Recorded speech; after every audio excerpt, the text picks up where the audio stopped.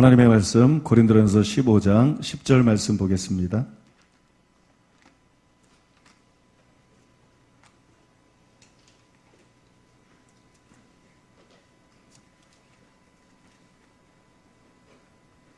고린도전서 15장 10절 말씀 다 같이 한 목소리로 읽겠습니다. 그러나 내가 나 된 것은 하나님의 은혜로 된 것이니 내게 주신 그의 은혜가 헛되지 아니하여 내가 모든 사도보다 더 많이 수고하였으나 내가 한 것이 아니요 오직 나와 함께 하신 하나님의 은혜로라. 아멘. 지난주 주일날 여러분들에게 말씀을 드렸습니다만 큰 믿음 111 운동, 정교인 1년 1인 1명 전도운동, 그걸 이제 이번 주부터 시작하는데요. 표어가 있습니다. 표어는 보이지 않는 성전을 건축하라. 우리가 보이는 성전을 2년에 걸쳐서 지금 건축하고 있는데, 그 전에 진짜 성전은 건물이 아니기 때문에, 여러분이기 때문에, 여러분들이 연결해서 성전으로 지어져 가는 것이기 때문에 보이지 않는 성전을 건축하라, 뭐 그런 슬로건을 내걸고 전도운동을 하려고 합니다.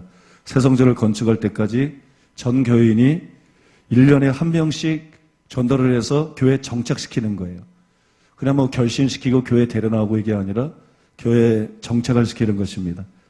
그래서 새 성전에 들어갈 때 교회가 가득 차도록, 하나님께 영광이 되도록 우리가 이런 전도운동을 합니다. 시상도 있습니다. 연말에 실제적으로 교회에 출석하고 있는 사람, 그런 결신자 수를 조사해서 50명을 끊어가지고 상위 50명에게는 밥전수 목사님 미국 집회에 참석할 수 있는 특권을 드립니다. 그래서 밥전수 목사님의 예언을, 개인 예언을 그 50명이 전부 받게 해드리고요. 혹은 경제적인 이유 때문에 또는 뭐 시간적인 여유가 없어서 50명 안에 들었지만 참석하지 못하는 분들은 변혜경 목사님의 예언을 대신 받을 수 있습니다. 변혜경 목사님의 예언을 받을 수 있고, 혹은 우리 교회 강사 중에 지정해서 예언을 받을 수 있습니다. 누구든지 우리 교회 오는 강사 중에 지정해서 예언을 받을 수 있고요. 그 다음에 50명에게는 그런 특혜를 드리고, 1등에서 3등까지는 또 부상이 있습니다. 1등한테는 박전수 목사님 미국성에 참석할 때 왕복 비행기 값을 대드립니다. 그 다음에 미국에 가서 경비를 쓰라고 100만 원을 따로 드립니다. 그 다음에 2등한테는 5인 가족 제주도 왕복 항공권을 드립니다. 5인 가족. 뭐 가족이 3명밖에 안 된다 그러면 3명밖에 안 줍니다. 아무튼 5인 가족 제주도 왕복 항공권을 드리고, 그 다음에 제주도에 짓고 있는 큰 믿음 휴양관, 이게 완공되고 나면 거실 딸린 방이 제일 좋은 방인데 거실 딸린 방으로 2개를 일주일 동안 무료로 사용할 수 있도록 해드립니다. 그 다음에 3등한테는 제가 쓴 책이 지금 51권인데 그때 되면 더 많아지겠지만 제가 쓴 책 정권을 제가 사인해서 드립니다. 예, 일부 예배 때에도 3등에 대해서는 별로 반응이 없을 줄 알았는데 이 3부 예배 때도 반응이 좋아요. 참 감사합니다. 사랑이 많은 분들이 참 사랑이 많은 분인 것 같아요. 그 다음에 따끈따끈한 뉴스를 하나 말씀드리겠는데, 뭐 좋은 소식들이 많이 있지만 아직은 공개하지 못할 것들도 있고, 아무튼 여러분, 용인시하고 남양주시에 큰믿음교회를 세웁니다. 용인시하고 남양주시에 세우는데, 용인의 인구가 한 70만 명 돼요. 용인은 저희 할아버지도 고향이 용인이고, 저희 아버지도 용인 사람이고, 저희 어머니도 용인 사람이고, 어떤 사람은 제 고향이 경상도인 줄 알아요. 그 다음에 어떤 사람은 제 고향이 전라도인 줄 아는 사람도 있어요. 옛날에 어느 기도원에 갔더니 제가 전도사 때 내가 말하는 게 전라도 사람 비슷한가요? 나보고 너 전라도지? 그러더라고요. 어떤 할머니가 아니라 그래도 그 양반은 전라도를 굉장히 싫어하나 봐. 뭐가 아니야? 전라도지. 너 어이가 없어가지고 그랬던 적이 있는데, 저는 경상도 사람도 아니고 전라도 사람도 아니고 저는 경기도 사람입니다. 할아버지 때부터 아버지 때 뭐 저도 경기도 사람인데, 그래서 좀 정이 가는 것 같아요. 다 저희 부모님들이 용인 출신이기 때문에 저는 용인 출신은 아니고 저는 저 경기도 고양시 원당면 주교리 이자골 그런 데 출신인데 아무튼 여러분 이 용인에 교회를 세우는데 금이등께 세우는데 장성필 전도사님을 담당 교육자로 임명해서 세우고요. 그 다음에 남양주는 인구가 한 43만 명 되는데 한기총과 합동해서 2단으로 정제한 2단 사령꾼들의 괴수 최상경의 본거지예요. 그래서 본거지를 쳐야 된다. 사악한 2단 사령꾼들의 본거지를 쳐야 된다. 그래서 남양주에 이제 큰미등교를 세우는데 남양주 큰미등교의 담당 교육자도 독특하게 정했어요. 통합교단 출신인데 통합의 결정이 불이하다. 그리고 큰미등교가 옳다. 그래서 통합의 담임 교육자로 있다가 부교육자로 있는 게 아니라 교회를 담당하는 담임 교육자로 있다가 과감하게 사표를 내고 큰미등교 교육자로 지원해서 큰미등교에서 일하고 있는 최근영 전도사님. 최근영 전도사님을 맛 좀 봐라 그러고 글로 보냅니다. 이게 상징적인 메시지예요. 통합에서 최상경이 주도해서 거짓으로 불의한 결정을 내렸기 때문에 그런 지금 2단이 됐고 그 다음에 여러분 큰미등교회나 한기층에서 2단이 아니라는 결정을 내렸고 그래서 여러분 최근영 전도사님을 거기로 파송합니다. 최근영 전도사님이 최상경 같은 최씨네 같은 최씨인데 최근영 전도사님이 가서 최상경보다 큰 교회를 세우시기 바랍니다. 더 큰 교회를 세워서 한국 교회 앞에 정의가 살아있음을 보여주시기를 바랍니다. 그래서 여러분 우리가 이것을 위해서 기도해야 되겠습니다. 적합한 건물들을 찾게 해주시고 크게 부흥하게 해주시옵소서. 하나님의 정의를 보여주시옵소서. 또한 우리가 기도해야 될 것은 하나님 제가 전도해야 될 사람들을 보여주시옵소서. 제가 전도해야 될 영혼을 보여주시옵소서. 빌립을 구스 네시에게로 인도하신 주님, 적합한 전도 대상자에게 저를 인도하여 주시옵소서. 기도할 때 그 얼굴이 떠오르게 하시고 성령의 감동으로 인도하셔서 내가 전도해야 될 영혼들을 전도할 수 있게 하여 주시옵소서. 전도할 때 저에게 지혜와 총명을 주시옵소서. 계시를 주시옵소서. 성령으로 기름 부어주시고 역사해 주셔서 많은 영혼들을 구원할 수 있게 해 주시옵소서. 우리 통성으로 기도하겠습니다. 자비하시고 거룩하신 아버지 하나님, 아버지 하나님의 사랑과 은혜를 생각할 때 감사드리고 찬송드리고 찬양드리며 주님께 영광을 돌립니다. 아버지, 용인의 큰미등교회를 세웁니다. 또 남양주의 큰미등교회를 세웁니다. 주님, 주님께서 좋은 장소를 허락해 주시고 주님, 주님께서 기름 부어주시고 동서남북 사방에서 영혼들이 몰려오게 하시고 빠른 시일 안에 부흥하게 하시고 남양주에 세우는 교회는 아버지 하나님의 슬로 최삼경의 아버지 슬로 그 교회를 능가하게 하시고 자비로우시고 거룩하신 아버지 그 지역에서 가장 큰 교회로 성장할 수 있게 하여 주시옵소서. 자비로우시고 거룩하신 아버지 하나님의 살아계심을 보여주시옵소서. 하나님의 정의를 보여주시옵소서. 자비로우시고 거룩하신 주님, 용인의 큰미등교회도 주님 기억하시고 큰 부흥이 일어나게 만들어 주시옵소서. 큰 부흥이 일어나게 해주시옵소서. 주변에 아버지께서 목마른 사람들, 배고픈 영혼들 아버지께서 배불리 먹이고 살릴 수 있는 교회가 될 수 있도록 주님 복렬해 주시고 주님 역사해 주시기를 간절히 원하옵고 기도하옵나이다. 주님 역사하여 주시옵소서. 또한 우리가 111 아버지께서 전도 운동을 전개합니다. 자비로우신 아버지께서 대부흥과 대주세의 원전이 이때 우리가 전도하지 않으면 안 되겠습니다. 우리만 은혜 받아서는 안 되겠습니다. 우리가 이기적이 되어서는 안 되겠습니다. 주님, 우리가 영혼들에게 이제는 관심을 갖게 하여 주시옵소서. 빌립을 구스 네시에게로 인도하신 주님, 우리가 전도해야 될 대상자께로 인도하여 주시옵소서. 아버지, 우리가 전도해야 될 사람들이 떠오르게 하여 주시옵소서. 전도 대상자들이 떠오르게 하여 주시옵소서. 전도 대상자들을 주님 계시하여 주시옵소서. 누구를 전도해야 될지 주님 계시하여 주시옵소서. 주님 가르쳐 주시옵소서. 우리들에게 예수님의 심장을 주시옵소서. 영혼들에 대한 예수님의 사랑을 주시옵소서. 영혼들을 향한 주님의 열정을 주시옵소서. 또한 성령으로 기름 부어 주시옵소서.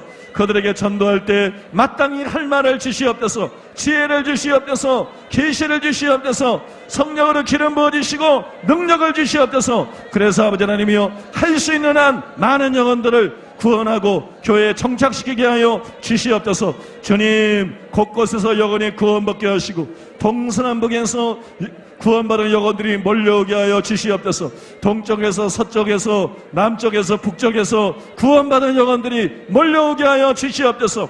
구원받은 영혼들이 몰려오게 해 주시옵소서. 그들이 잘 교회 안에 정착하게 해 주시옵소서. 교회 안에서 잘 성장하고 자라갈 수 있게 하여 주시옵소서. 주님 역사하여 주시옵소서. 많은 영혼들을 거두어들이게 해 주시옵소서. 주의 나라가 확장되게 해 주시옵소서. 주의 나라가 왕성케 되게 하여 주시옵소서.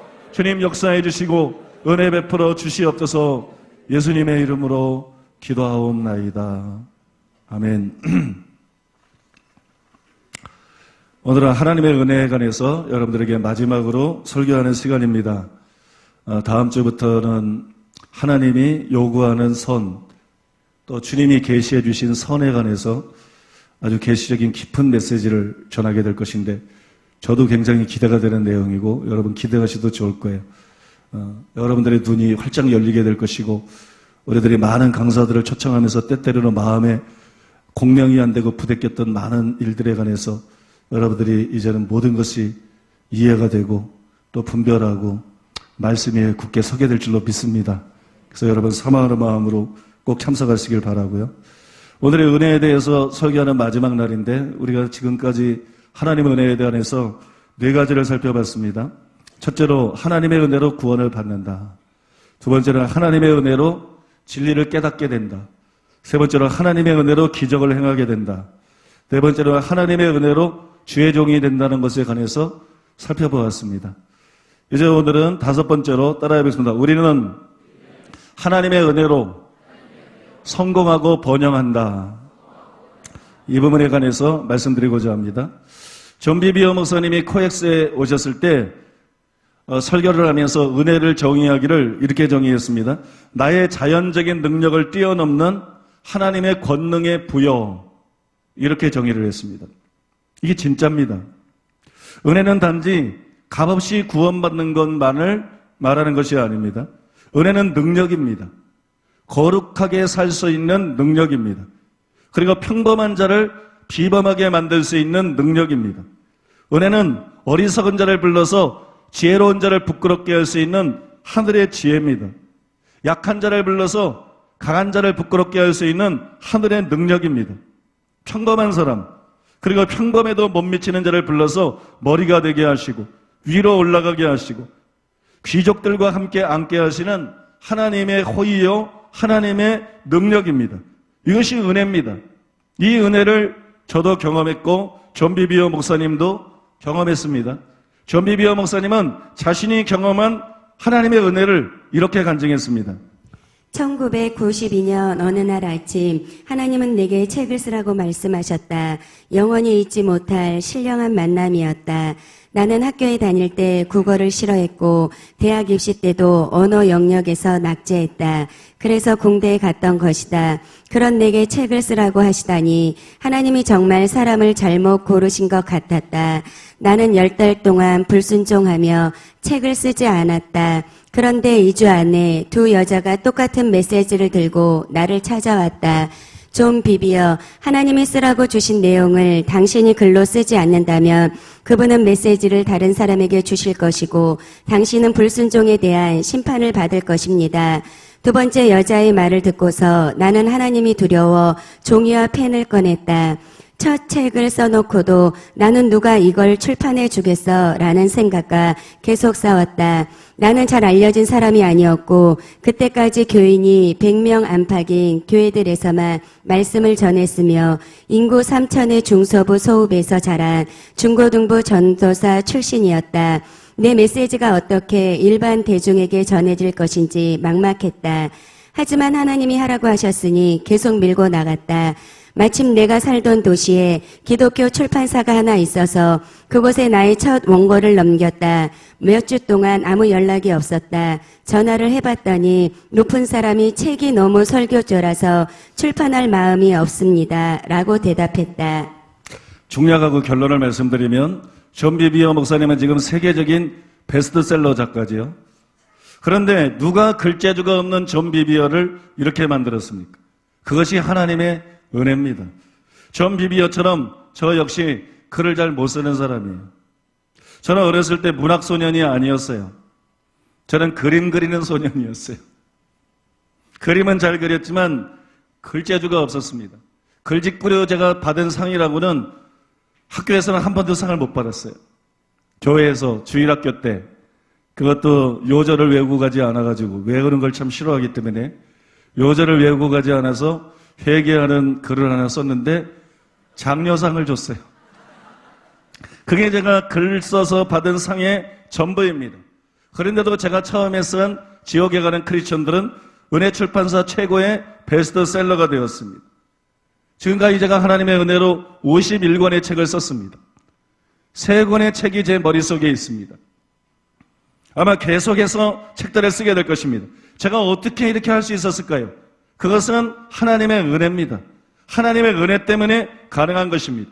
그런데 하나님의 은혜는 책을 쓰는 것과만 관련이 있는 것이 아닙니다. 모든 일과 관련이 있습니다. 존 비비어 목사님은 그의 책에서 이렇게 쓰고 있습니다.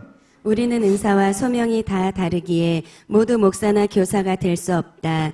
하지만 처한 삶의 자리가 어디이든 우리는 은혜 안에서 승리하는 삶을 드러내야 한다. 우리의 사업은 남들이 고전할 때도 번창하며 우리의 지역사회는 더 안전하고 즐겁고 풍요로워야 한다. 우리의 일자리는 늘어나야 한다. 우리의 음악은 세상 음악인들이 흉내내고 싶을 정도로 참신하고 독창적이어야 한다. 우리의 그래픽 디자인과 건축 설계도 마찬가지다. 세상 사람들이 모든 면에서 우리의 차기력의 감화를 받고 쫓아와야 한다. 운동이든 연애든 예술이든 언론이든 모든 분야에서 우리의 실력이 돋보여야 한다. 의인들이 다스릴 때 우리의 시, 도, 국가는 용성해야 한다. 의인들이 가르칠 때 우리의 학교는 탁월해야 한다. 결론적으로 비범한 사람들이 손을 대면 창의력, 생산력, 생산성, 안정성, 민감성, 재능이 넘쳐야 한다. 천국에 있는 모든 것이 이 땅에도 나타나야 한다. 과연 우리는 이 어두운 세상에 빛이 되어야 한다. 은혜라고 하는 것은 책을 집필하는 것뿐만이 아니고 모든 일과 관련이 있습니다. 여러분이 종사하는 분야가 무엇이든지 그 일을 가장 잘할 수 있게 해줄 수 있는 것이 하나님의 은혜입니다. 오늘날 많은 사람들이 은혜를 영적인 것하고만 연관을 시킵니다. 이게 잘못 생각한 것이. 은혜는 영적인 것뿐만이 아니라 물질적인 것과도 관련이 있습니다. 고린도후서 9장 8절에 보면 하나님이 능히 모든 은혜를 너희에게 넘치게 하시나니 이는 너희로 모든 일에 항상 모든 것이 넉넉하여 모든 착한 일을 넘치게 하려 하심이니라 그랬어요. 이 말씀에 보게 되면 고소득을 올릴 수 있는 것도 하나님의 은혜예요. 고소득을 올릴 수 있는 것. 그래서 성경에 재물 얻을 능이라는 말씀이 나오는 것. 재물 얻을 능이 하나님께로부터 주어지는 것입니다. 전에 말씀드린 것처럼 바울은 고린도 교회 성도들이 드린 구제연금을 은혜라고 칭했습니다. 우리가 남을 구제할 때 그것이 상대방에게 은혜가 된다면 하나님이 우리에게 복을 주시는 것도 우리에게 은혜인 것입니다. 그것이 하나님의 은혜입니다. 우리는 그것을 성경의 여러 구절들을 통해서 확인할 수 있습니다. 창세기 32장 12절 말씀에 보면 주께서 말씀하시기를 내가 반드시 내게 은혜를 베풀어 내 시로 바다에 셀 수 없는 모래와 같이 많게 하리라 이렇게 기록되어 있습니다. 창세기 33장 11절에 보면 하나님이 내게 은혜를 베푸셨고 내 소유도 족하오니 그랬어요. 출애굽기 1장 15절에서 21절 말씀입니다. 애굽 왕이 히브라 산파 시브라라 하는 사람과 부하라 하는 사람에게 말하여 이르되 너희는 히브리 여인을 위하여 해산을 도울 때에 그 자리를 살펴서 아들이거든 그를 죽이고 딸이거든 살려두라. 그러나 산파들이 하나님을 두려워하여 애굽 왕의 명령을 어기고 남자 아기들을 살린지라. 애굽 왕이 산파를 불러 그들에게 이르되 너희가 어찌하여 이같이 남자 아기들을 살렸느냐. 산파가 바로에게 대답하되 히브리 여인은 애굽 여인과 같지 아니하고 건장하여 산파가 그들에게 이르기 전에 해산하였더이다 하매 하나님이 그 산파들에게 은혜를 베푸시니 그 백성은 번성하고 매우 강해지니라. 그 산파들은 하나님을 경외하였으므로 하나님이 그들의 집안을 흥왕하게 하신지라. 출애굽기 12장 36절에 보면 여호와께서 애굽 사람들에게 이스라엘 백성에게 은혜를 입히게 하사 그들이 구하는 대로 주게 하심으로 그들이 애굽 사람의 물품을 취하였더라. 이렇게 나옵니다. 신명기 33장 16절 말씀해 보면 땅의 선물과 거기에 충만한 것과 가시떨기나무 가운데 계시던 이의 은혜로 말미암아 복이 요셉의 머리에 그의 형제 중 구별한 자의 정수리에 임할지로다. 이런 말씀이 있습니다. 하나 더 소개해드리면 시편 67편 1절에 보면 하나님은 우리에게 은혜를 베푸사 복을 주시고 이렇게 기록이 되어 있습니다. 이 땅에서 성공하고 부여하고 형통하게 되는 것, 이것도 하나님의 은혜입니다. 이것이 은혜로 되는 것입니다. 물론 예수님께 사탄이 세상의 부귀영화를 보여주었습니다. 그리고 절하면 이것을 다 주겠다 그랬어요. 마찬가지로 사탄에게 절함으로, 사탄에게 굴복함으로 성공하는 사람들이 있어요. 그래서 높아진 사람들이 있습니다. 그러나 그들의 마음에는 평강이 없습니다. 그리고 그들은 결국 지옥에 갑니다. 저는 지금 그런 복을 말하고 있는 것이 아니에요. 그런 성공을 말하고 있는 것이 아니에요. 아브라함이 경험한 것, 요셉이 경험한 것, 다윗과 다니엘이 경험한 것을 말하고 있습니다. 잠언 10장 22절에 보면 여호와께서 주시는 복은 사람을 부하게 하시고 근심을 겸하여 주지 아니하시느니라 그랬어요. 복이 다 하나님께로부터 오는 것이 아니라 여호와께서 주시는 복이 있는데 여호와께서 주시는 복은 근심을 겸하여 주지 않는다. 이런 복은 하나님만이 줄 수 있는 것입니다. 이런 복은 하나님께로부터 은혜로 주어지는 것입니다. 여러분, 우리가 잘 살게 돼도 은혜고 우리가 성공하게 돼도 은혜고 우리가 높아져도 하나님의 은혜입니다. 그래서 여러분, 우리는 자만해서는 안 되는 것입니다. 시편 116편 12절에 보면 내게 주신 모든 은혜를 내가 여호와께 무엇으로 보답할꼬, 그렇게 나와 있어요. 이것이 우리가 가져야 될 마음가짐이에요. 아무리 부하게 되고 아무리 성공하고 아무리 높아져도 우리는 이런 마음을 가져야 됩니다. 만 가지 은혜를 받았으니 내 평생 슬프나 즐거우나 이 몸을 온전히 주님께 바쳐서 주님만 위하여 늘 살겠네. 찬송가 가사처럼 우리는 우리가 받은 복이 하나님의 은혜인 것을 알고 그 복과 영향력을 사용해서 하나님 나라를 위해서 써야 되는 것입니다. 하나님 나라를 위해서 사용해야 됩니다. 여러분, 이제 은혜가 무엇인지 아시겠죠? 은혜라고 하는 것은 단순히 말씀대로 살 수 있는 능력일 뿐만이 아니라 성공할 수 있는 능력입니다. 부하게 될 수 있는 힘입니다. 높아질 수 있는 능력입니다. 이 은혜를 바르시기 바랍니다. 여러분들 모두에게 이 은혜가 임하시기를 바랍니다. 그러면 우리가 어떻게 해야 이런 은혜를 실제로 경험할 수가 있는가? 그것을 여러분들에게 말씀드리겠습니다. 첫 번째로 따라해 보겠습니다. 하나님을 경외하고 악을 떠나야 한다. 시편 31편 19절에 보면 주를 두려워하는 자를 위하여 쌓아두신 은혜, 곧 주께 피하는 자를 위하여 인생 앞에 베푸신 은혜가 어찌 그리 큰지요, 이렇게 기록되어 있어요. 우리가 성공할 수 있는 은혜는 하나님을 경외하는 자를 위해서 예비된 것입니다. 이것이 오늘날 수많은 신자들이 성공하지 못하는 이유예요.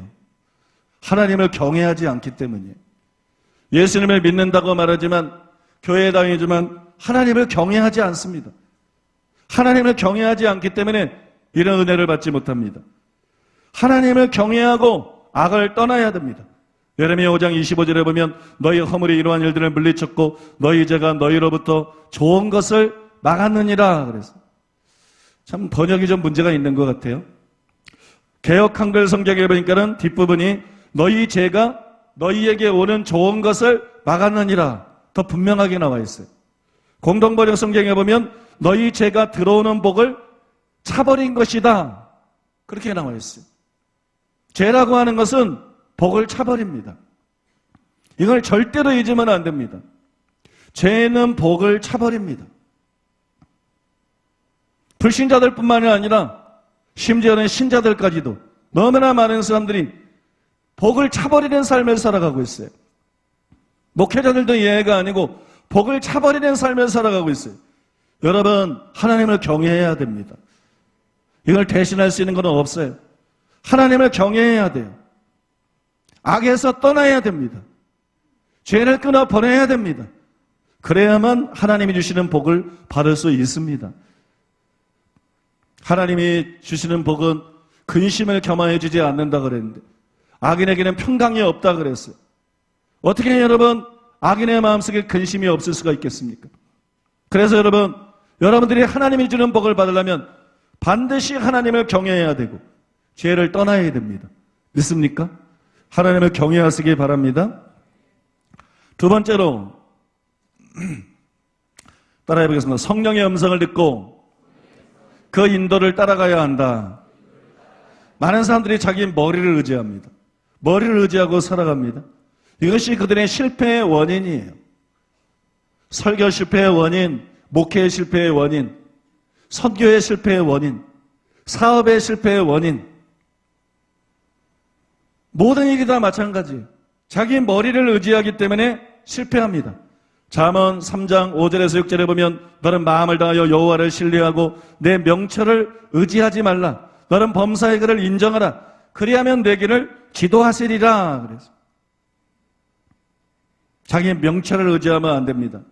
하나님을 인정해야 됩니다. 그분을 의지하고 그분의 지도를 받아야 됩니다. 우리가 어떻게 해야 여호와를 인정하는 것인가? 그리고 그분의 지도를 어떻게 받을 수 있을 것인가? 역대하 20장 20절에 보면 여호사밧이 서서 이르되 유다와 예루살렘 주민들아 내 말을 들을지어다. 너희는 너희 하나님 여호와를 신뢰하라. 그리하면 경고히 서리라. 그의 선지자들을 신뢰하라. 그리하면 형통하리라. 이렇게 나와 있습니다. 여기 형통할 수 있는 비결이 나와 있는데 구약시대 때에는 선지자를 신뢰함으로 그렇게 할 수 있었어요. 그의 여호와를 인정하는 거예요. 그의 지도를 받는 거예요. 선지자를 신뢰함으로 그렇게 할 수 있었습니다. 그러면 형통했어요. 선지자가 말하는 대로 전략을 짜고 나가면 반드시 전쟁에서 이겼습니다. 그러면 형통했어요. 그러나 신약시대에는 그렇게 하면 안 됩니다. 신약시대 때는 구약시대와 달라요. 신약시대 때에는 선지자들의 예언을 따라서 사업하면 안 됩니다. 그렇게 정치하면 안 됩니다. 구약시대의 참된 선지자들의 예언은 100% 정하겠습니다. 그러나 신약시대 선지자들의 예언은 그렇지가 않습니다. 또 구약시대 때에는 모든 선지자들에게만 성령이 임했지만 신약시대 때에는 모든 믿는 자들 안에 거하십니다. 그래서 우리는 선지자를 신뢰해야 되는 것이 아니라 성령을 신뢰해야 됩니다. 우리는 선지자의 인도를 받아야 되는 것이 아니라 성령님의 인도를 받아야 됩니다. 전 세계적으로 저만큼 세계적인 선지자들과 교분을 갖고 있는 사람도 많지 않을 거예요. 전설적인 선지자인 밥존스 목사님을 위시해서 세계적인 수많은 선지자들과 교분을 갖고 있습니다. 그분들과 연락할 수 있고 기도 부탁도 할 수 있고 예언도 얼마든지 원하면 받을 수 있어요. 그러나 제가 기도 부탁하는 일은 굉장히 드뭅니다. 1년에 한 번 있을까 말까 할 거예요. 밥존스 목사님께도 1년에 한 번 있을까 말까 할 거예요. 그리고 저는 그분들을 존중하고 인정하지만 그분들의 예언을 따라가지는 않습니다. 저는 그분들의 예언에 내 운명을 걸지 않습니다. 저는 성령님을 신뢰합니다. 저는 밥존스 목사님 예언보다도 내 영으로 듣는 성령님의 음성을 더 신뢰합니다. 이거는 밥존스 목사님을 모욕하는 게 아니에요. 그분은 존경하는 분이고 저의 영적인 아버지예요. 그분은 최고의 예언자입니다. 그러나 저는 원리를 말씀드리는 거예요. 우리는 선지자를 따라가게 되어 있지 않아요. 우리는 성령을 쫓아가게 되어 있습니다. 그리고 선지자들을 통해서 확증을 받게 되어 있습니다. 밥존스 목사님 아니라 어떤 국제적인 선지자가 저에게 예언하든지 저의 영에 공명되지 않으면 저는 가차없이 무시하고 버립니다. 저의 영에 공명되는 것만 붙잡습니다. 왜냐하면 선지자의 역할은 확인시켜주는 역할이기 때문입니다. 하나님의 음성을 들어야 되는 것은 나지 선지자가 대신해 주는 게 아닙니다. 하나님의 인도를 받아야 되는 것은 내가 받아야 되는 것이지 선지자가 대신해 주는 것이 아니에요. 여러분 사업하는 사람이나 정치하는 사람이나 선지자의 예언을 통해서 확증을 받을 수는 있어요. 그러나 선지자의 예언을 쫓아가면 안 됩니다. 그러면 낭패를 당합니다. 여러분, 하나님께서 그렇게 정하지 않았기 때문이에요. 하나님께서 신약시대 때는 성령의 인도를 따르게 정하셨기 때문이에요. 로마서 8장 14절에 보면 무릇 하나님의 영으로 인도함을 받는 사람은 곧 하나님의 아들이라 그랬어요. 여러분, 이것이 곧 역대하 20장 20절의 의미입니다. 선지자를 신뢰하라, 그리하면 형통하리라. 이 말씀의 의미가 이것이라는 거예요. 즉 이것이 그 말씀의 신약적인 의미입니다. 구약시대 때는 문자 그대로 그 의미를 가지고 있었지만 신약시대의 그 말씀의 의미는 여러분, 하나님의 영의 인도를 받으라는 것입니다. 우리는 중대한 결정을 할 때 자기 지혜를 의지하면 안 됩니다. 우리는 중대한 결정을 할 때 그저 선지자들에게 예언받기 위해서 따라다니면 안 됩니다. 우리는 어떤 중대한 결정을 할 때 방언으로 오랫동안 기도하면서 혼을 잠재운 뒤에 머리가 아니라 영으로부터 올라오는 하나님의 음성을, 쉽게 말해서 생각을 붙잡아야 됩니다. 왜냐하면 솔로몬이 말한 것처럼 인간의 영은 하나님의 등불이에요. 그러므로 영의 인도를 따라갈 때 하나님의 인도를 바랄 수가 있습니다. 더구나 우리의 영 안에는 성령님이 거하십니다. 왜 영의 인도가 중요한가? 왜 혼의 생각이 아니라 영의 생각을 쫓아가야 되는가? 왜 혼이 아니라 영의 인도를 받아야 되는가?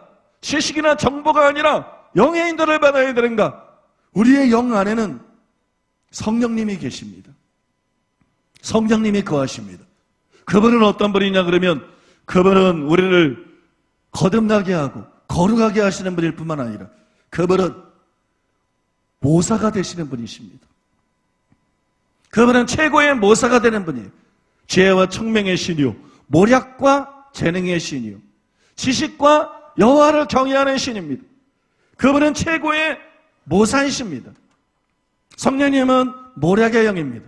그런데 영으로부터 올라오는 생각의 근원은 성령님입니다. 영에서 올라오는 생각은 단순히 내 영에서 나오는 게 아닙니다.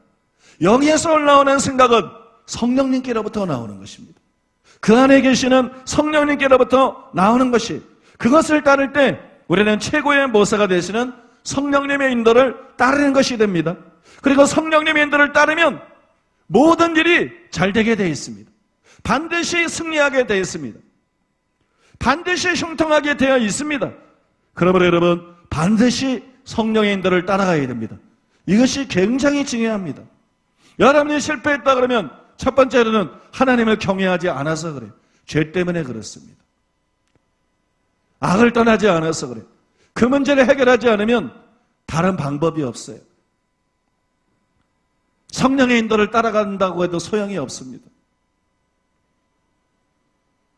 먼저 하나님을 경외해야 됩니다.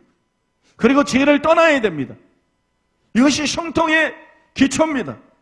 신명기 28장을 읽어보세요. 이것이 형통의 기초예요. 이것이 없이는 절대로 형통을 기대할 수 없어요. 성공을 기대할 수 없습니다. 복을 기대할 수 없습니다.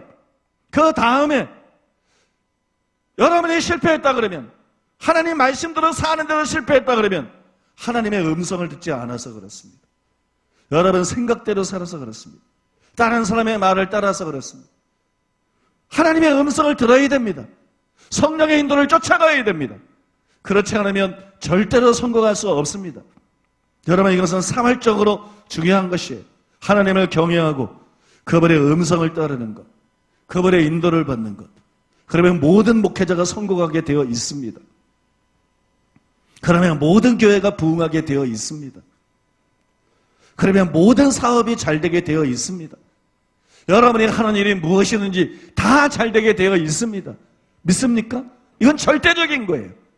그래서 성령의 음성을 듣고 성령의 인도를 따르는 것, 그거 반드시 배워야 됩니다. 케네스 해긴 목사님이 쓴 어떻게 하나님의 영의 인도를 받을 수 있는가, 이 책을 아직도 안 읽어본 분이 계시다면 그 책을 반드시 읽으시기 바랍니다. 그 다음에 주의 음성을 내가 들으니, 그 책을 읽으시기 바랍니다. 먼저 케네스 해긴 목사님의 책을 읽으십시오. 어떻게 하나님의 영으로 인도함을 받을 수 있는가.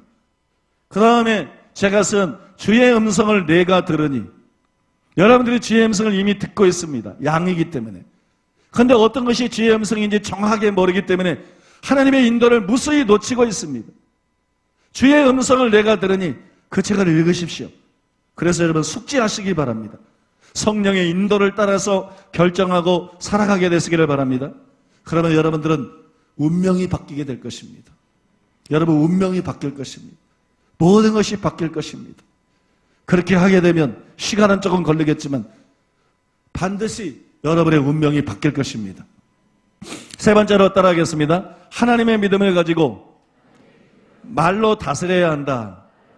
로마서 5장 17절에 보면 은혜와 의의 선물을 넘치게 받는 자들은 왕노릇하리로다 이렇게 나와 있습니다. 은혜는 우리를 다스리게 합니다. 은혜는 우리를 왕이 되게 합니다. 은혜는 우리를 왕노릇하게 합니다. 죄의 소원은 내게 있으나 너는 죄를 다스릴지니라. 은혜는 거룩하게 살 수 있는 능력이에요. 은혜는 죄를 다스립니다. 믿습니까? 은혜가 없을 때에 죄의 종이 됩니다. 죄가 우리를 다스립니다. 은혜가 충만하면 우리가 죄를 다스립니다. 우리가 육신의 정욕, 안목의 정욕, 이생의 자랑을 다스립니다. 믿습니까? 은혜는 죄뿐만 아니라 모든 것을 다스리게 합니다. 은혜가 충만하면 마귀도 굴복해야 됩니다. 귀신도 우리의 명령에 순종해야 됩니다. 은혜는 모든 것을 다스리게 만듭니다. 창세기 1장 26절에서 28절 말씀을 읽어드리겠습니다. 하나님이 이르시되 우리의 형상을 따라 우리의 모양대로 우리가 사람을 만들고 그들로 바다의 물고기와 하늘의 새와 가축과 온 땅과 땅에 기는 모든 것을 다스리게 하자 하시고 하나님이 자기 형상 곧 하나님의 형상대로 사람을 창조하시되 남자와 여자를 창조하시고 하나님이 그들에게 복을 주시며 하나님이 그들에게 이르시되 생육하고 번성하여 땅에 충만하라 땅을 정복하라 바다의 물고기와 하늘의 새와 땅에 움직이는 모든 생물을 다스리라 하시니라. 여기 보면 다스리라는 말이 두 번 나옵니다. 인간은 만왕의 왕이신 하나님의 모양과 형상대로 지음을 받았습니다. 인간은 다스리는 자로 지음을 받았습니다. 인간은 왕으로 지음을 받았습니다. 다스리는 자. 타락으로 인해서 이것을 빼앗겼습니다. 예수님이 다시 회복시키셨어요. 그래서 요한복음 1장 12절에 영접하는 자, 곧 그 이름을 믿는 자들에게는 하나님의 자녀가 되는 권세를 주신다고 말하는 거예요. 하나님의 자녀가 되는 것은 권세를 얻는 거예요. 하나님의 자녀가 되는 것은 권세를 얻는 것입니다. 예수님이 하늘과 땅의 모든 권세를 내게 주셨으니 그러므로 너희는 가서 누구든지 예수님을 믿으면 그 권세가 오는 것입니다. 하늘과 땅의 모든 권세가 오는 거예요. 그게 하나님의 자녀의 권세예요. 하나님의 만왕의 왕이시기 때문에, 하나님의 만주의 주이시기 때문에 하나님의 자녀가 되는 권세입니다. 우리는 그냥 하나님의 아들, 딸이 된 게 아니에요. 우리는 권세자가 된 것입니다. 여러분 그걸 믿으십니까? 하나님의 자녀가 되는 권세를 주셨으니. 많은 사람들이 착각하고 있는 게 있습니다. 하나님이 모든 것을 주관하고 계신다는 것이. 그래서 각종 재난과 불행에 대해서 하나님을 탓하고 원망합니다. 북한에서 저런 야만적인 일들이 일어나는 것이, 탄압과 각종 악행들이 일어나는 것이 하나님의 뜻입니까? 북한을 하나님이 주관하고 있습니까? 아니요. 마귀가 주관하고 있습니다. 북한은 하나님이 주관하고 있지 않습니다. 하나님이 주관하고 있다면 하나님은 악한 분이에요. 북한은 마귀가 주관하고 있습니다. 한국계 이단 사냥꾼들, 악한 교단들, 불의하게 공격하는 목사들, 하나님이 한국교회를 주관하고 있습니까? 아니요. 그 부분에 있어서는 마귀가 주관하고 있습니다. 테러를 일삼는 회교도들, 하나님이 주관하고 있습니까? 아니요. 마귀가 주관하고 있습니다. 갱들, 사창가, 하나님이 주관하고 있습니까? 마약을 판매하는 사람들, 하나님이 주관하고 있습니까? 아니요. 마귀가 주관하고 있습니다. 많은 사람들이 이 세상을 하나님이 주관한다고 생각하기 때문에 불행한 일들이 생기면 하나님을 원망해요. 하나님도 그것을 원치 않았습니다. 하나님이 하신 일이 아닙니다. 마귀가 한 일입니다. 왜 마귀가 그 일을 했냐? 인간이 허용했기 때문입니다. 인간이 허용했기 때문에. 인간이 허용하지 않았으면 마귀는 그런 일을 할 수가 없어요. 인간이 허용하지 않았는데도 마귀가 그런 일을 할 수 있다면 세상은 아비규환이 됐을 것입니다. 인간이 허용했기 때문이에요. 하나님은 이 세상을 주관하고 있지 않습니다. 하나님은 천국을 주관하고 계십니다.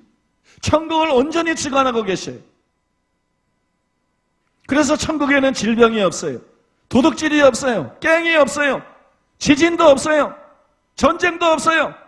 천국은 완벽합니다. 하나님이 온전히 주관하고 있기 때문에. 하나님이 역사를 주관하고 있지만 하나님께서 각 나라에 일어나는 모든 일을 세세하게 주관하지는 않습니다. 하나님께서 자연계에 일어나는 모든 일을 세세하게 주관하고 있지는 않습니다. 만약에 하나님께서 천국을 주관하는 것처럼 이 땅을 주관하고 있다면 이 세상이 천국 같을 것입니다. 그러나 그렇지가 않습니다. 이것 자체가 하나님이 이 땅을 온전히 주관하고 있지 않다는 증거입니다. 그러면 이 땅은 누가 주관하고 있습니까? 어떤 사람은 마귀라고 대답할지 모르겠어요. 아닙니다. 마귀는 틈탄 것뿐이에요. 마귀는 이 세상의 주관자가 더 이상 아닙니다. 이 세상 임금을 하나님께서, 예수님께서 폐하셨습니다. 마귀는 이 세상 주관자가 아니에요. 그는 틈을 타서 역사하고 있을 뿐이에요. 이 세상의 주관자는 누구냐? 사람입니다. 하나님께서 사람을 하나님의 모양과 형상대로 지으시고 천국이 아니라 에덴에 두셨어요. 이 세상에 두셨어요. 그리고 사람에게 다스리라고 말씀했어요. 뭘 다스리라는 거예요? 이 세상을 다스리라는 것입니다. 이 세상을 주관하고 있는 것은 하나님이 아닙니다. 이 세상을 주관하고 있는 것은 마귀도 아닙니다. 이 세상을 주관하고 있는 것은 사람입니다. 그래서 시편 115편 16절에 이렇게 기록되는 것입니다. 하늘은 여호와의 하늘이라도 땅은 사람에게 주셨도다. 하늘은 여호와의 하늘이라도 땅은 사람에게 주셨도다. 어떤 사람은 그러면 땅은 하나님의 것이 아닙니까? 시편에 보면 땅과 그 안에 있는 모든 것이 하나님의 것이라고 나와 있지 않습니까? 이것은 어떻게 된 것입니까? 여러분, 코엑스에서 설교할 때 존 비비어 목사님이 이 구절의 의미를 기가 막힌 비유를 들어서 설명을 했습니다. 저는 이 구절을 설명하는 그 이상의 비유를 들어본 적이 없어요. 최고의 비유라고 생각이 됩니다. 존 비비어 목사님이 가정을 하기를 자신의 장모님에게 집을 사줬어요. 존 비비어 목사님이 자기 돈으로 값을 지불해서 집을 샀습니다. 이게 누구의 것입니까? 존 비비의 것입니다. 그죠? 존 비비어의 것입니다. 근데 이 집을 장모님에게 살라고 줬습니다. 그러면 이것을 누가 주관합니까? 장모님이 주관합니다. 내 돈으로 샀으니까 이 방에는 이렇게 놓으세요, 저렇게 놓으세요, 이렇게 꾸미세요. 그럴 수 없어요. 장모님에게 살라고 줬으면 장모님이 원하는 대로 가구 배치를 하고 장모님이 그 집을 주관하는 것입니다. 이 말씀이 바로 그와 같다는 것이, 하늘만 하나님의 것이 사실은 아니에요. 땅도 하나님의 것이에요. 그래서 시편에는 땅도 하나님의 것이라고 말합니다. 그러면서 또한 말씀하기를 땅은 인생들에게 주셨다고 말합니다. 하늘도 하나님의 것이요 땅도 하나님의 것이에요. 그런데 하나님께서 그 땅을 인간들에게 주셨어요. 믿습니까? 하나님의 것인데 인간에게 주셨어요. 그래서 하나님은 땅을 주관하지 않습니다. 사람이 땅을 주관합니다. 믿습니까? 사람이 땅을 주관합니다. 사람이 땅을 주관해요. 마귀가 함부로 이 땅에서 날뛸 수는 없어요. 사람이 자기 의지를 사용해서 독재자든지 범죄자든지 정치인든지 사업가든지 마귀에게 죄를 통해서 내어주는 만큼 마귀는 권리를 가지고 이 땅을 망가뜨리는 것입니다. 불행한 일들을 일으키는 것입니다. 결국 이 땅에서 일어나는 모든 악하고 불행한 일의 주범은 하나님도 아니고 마귀도 아닙니다. 그것은 사람입니다. 그런데 사람들은 뻔뻔스럽게 불행한 일이 있을 때마다 하나님을 원망합니다. 자신들이 이 땅의 주관자들인데 자신들의 잘못된 선택이 마귀로 하여금 이런 일을 가능하게 만들었고 이런 불행한 일들이나 자연재해가 일어나도록 만들었는데 하나님을 원망합니다. 여러분, 우리는 절대로 하나님을 원망해서는 안 됩니다. 믿습니까? 이 땅에서 일어나는 모든 일의 주범은 사람입니다. 하나님이 아닙니다. 하나님은 무관합니다. 마귀가 행한 일도 그 배우는 마귀가 아니라 사람입니다. 귀신들이 행한 일도 그 배후는 귀신이 아니라 사람들입니다. 절대로 귀신은 마음대로 사람을 해칠 수 없어요. 욥의 가족을 해치려고 할 때도 하나님께 허락을 받아야 됐습니다. 마음대로 할 수 없습니다. 하나님께 허락을 받지 않아도 해칠 수 있는데 그것은 인간이 자유의지로 마귀의 유혹에 넘어가서 마귀에게 넘겨줄 때입니다. 그때 마귀는 마음대로 행할 수 있어요. 이 세상에서 일어나는 모든 불행한 일의 책임은 인간이 져야 됩니다. 하나님께 대한 원망은 가증스러운 것입니다. 하나님을 원망하는 것은 사악한 것입니다. 하나님은 마귀는 틈을 타서 도적질하고 죽이고 멸망하는 시키는 일을 하지만 하나님은 생명을 얻되 풍성히 얻는 일만 하십니다. 믿습니까? 모든 불행한 일들의 원인은 바로 여러분 인간이 자초한 것입니다. 그래서 이 세상을 주관하고 있는 것이 하나님이 아니고 이 세상을 주관하고 있는 것이 사람이기 때문에 우리는 하나님의 모든 것을 주관하고 계신다 이러면 안 돼요. 하나님의 뜻이 이루어질 것이다. 칼빈주의가 그게 강해요. 하나님의 뜻이면 이루어질 것이다. 아니요. 하나님의 뜻이라도 안 이루어집니다. 하나님은 전 인류가 구원받기를 원하십니다. 그러나 수많은 사람이 지옥에 갑니다. 수많은 하나님의 뜻이 땅에 떨어집니다. 그렇기 때문에 뜻이 하늘에서 이루어진 것처럼 땅에서도 이루어지이다. 그렇게 기도하라고 예수님이 가르친 거예요. 하늘에서는 하나님의 뜻이 온전히 이루어지는데 이 땅에서는 하나님의 뜻이 수없이 짓밟힙니다. 세상에서뿐만 아니라 교회 안에서도, 교단들 안에서, 한국교회 안에서도 하나님의 뜻이 수없이 짓밟힙니다. 뜻이 하늘에서 이루어진 것처럼 땅에서도 이루어지이다. 하나님이 주관하고 계신다. 하나님 뜻이 이루어질 것이다. 이렇게 맹목적으로 믿고만 있으면 안 됩니다. 땅을 다스리는 자는 우리입니다. 그러니까 우리가 움직여야 됩니다. 우리가 어떤 조치를 취해야 됩니다. 믿습니까? 이것이 우리가 이 땅에서 성공하기 위해서 해야 될 일이에요. 부하게 되기 위해서 해야 될 일이에요. 높아지기 위해서 해야 될 일입니다. 그러면 구체적으로 어떻게 우리가 이 땅에 조치를 취하고 다스릴 수가 있을까요?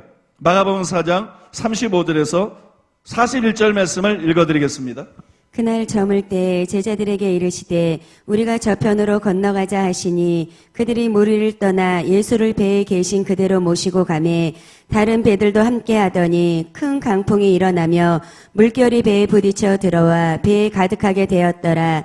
예수께서는 고물에서 베개를 베고 주무시더니 제자들이 깨우며 이르되 선생님이여 우리가 죽게 된 것을 돌보지 아니하시나이까 하니 예수께서 깨어 바람을 꾸짖으시며 바다더러 이르시되 잠잠하라 고요하라 하시니 바람이 그치고 아주 잔잔하여지더라. 이에 제자들에게 이르시되 어찌하여 이렇게 무서워하느냐 너희가 어찌 믿음이 없느냐 하시니 그들이 심히 두려워하여 서로 말하되 그가 누구이기에 바람과 바다도 순종하는가 하였더라. 만약에 예수님께서 풍랑을 만났을 때 하나님이 모든 것을 주관하고 계신다. 하나님의 뜻대로 모든 것이 이루어질 것이다. 이렇게 생각하셨다면 그리고 가만히 계셨다면 어떤 일이 일어났을까요? 배는 뒤집혔을 것이고 예수님과 제자들은 죽었을 것입니다. 예수님은 하나님이 모든 것을 주관하고 있다고 믿지 않았어요. 그래서 예수님께서는 조치를 취했습니다. 바람을 꾸짖으시며 바다들어 잠잠하라 고요하라 이렇게 명령하셨습니다. 이것이 바로 우리가 해야 될 일입니다. 그리고 이것이 다스리는 것입니다. 어떤 분은 그건 예수님이니까 가능했던 거 아닙니까? 우리가 어떻게 그렇게 할 수 있습니까? 그럴지 모르겠어요. 그러나 예수님은 말씀했습니다. 마가복음 11장 22절 23절에 보면 하나님을 믿으라. 내가 진실로 너에게 이르노니 누구든지 산더러 들리우라 하며 들리어 바다에 던지우라 하며 그 말하는 것이 이루어질 줄 믿고 마음에 의심하지 아니하면 그대로 되리라 그랬어요. 그렇기 때문에 예수님뿐 아니라 우리도 그렇게 할 수 있습니다. 또 그렇게 해야만 됩니다. 염려하고 신세 타려가는 것은 소용이 없어요. 불평하고 원망하는 것도 아무런 유익이 없습니다. 우리 앞을 가로막고 있는 문제의 산을 향해서 믿음으로 명령해야 됩니다. 믿음으로 명령해야 돼요. 염려하지 말고 걱정하지 말고 두려워하지 말고 믿음으로 명령해야 됩니다. 왜냐? 우리가 왕이기 때문입니다. 우리가 권세를 가지고 있기 때문입니다. 믿습니까? 우리가 권세를 가지고 있습니다. 왕은 말로 다스립니다. 명령함으로써 다스립니다. 그런데 우리는 모두가 왕 같은 제사장들입니다. 우리는 왕이며 제사장입니다. 우리는 영적인 왕들입니다. 우리는 영적인 제사장들입니다. 그러면 여러분, 문제를 말하지 말고 문제 해결을 명령하시기 바랍니다. 문제를 말하지 말고 문제 해결을 명령하십시오. 왕으로서 명령하십시오. 하나님의 믿음을 가지고 내가 말하면 그대로 될 것이라는 믿음을 가지고 내가 명령하면 그대로 될 것이라는 믿음을 가지고 명령하십시오. 그러면 해결되게 되어 있는 것입니다. 이것이 북한에 대해서 우리가 행해야 될 일입니다. 하나님, 속히 북한을 자유케 해 주시옵소서. 쓸데없는 기도입니다. 하나님이 북한을 묶어두고 있는 게 아닙니다. 하나님이 북한에게 고통을 주고 있는 게 아닙니다. 하나님이 김정일이나 김정은을 세운 게 아닙니다. 마귀가 한 짓입니다. 하나님, 불쌍히 여기서 북한을 해방시켜 주시옵소서. 이런 기도하지 마십시오. 권세를 가지고 명령하십시오. 북한을 압제하고 있는 원수마귀의 세력은 예수의 이름으로 무너질지어다. 김정은 배후에는 악한 원수마귀는 예수의 이름으로 무너질지어다. 활동을 중단할지어다.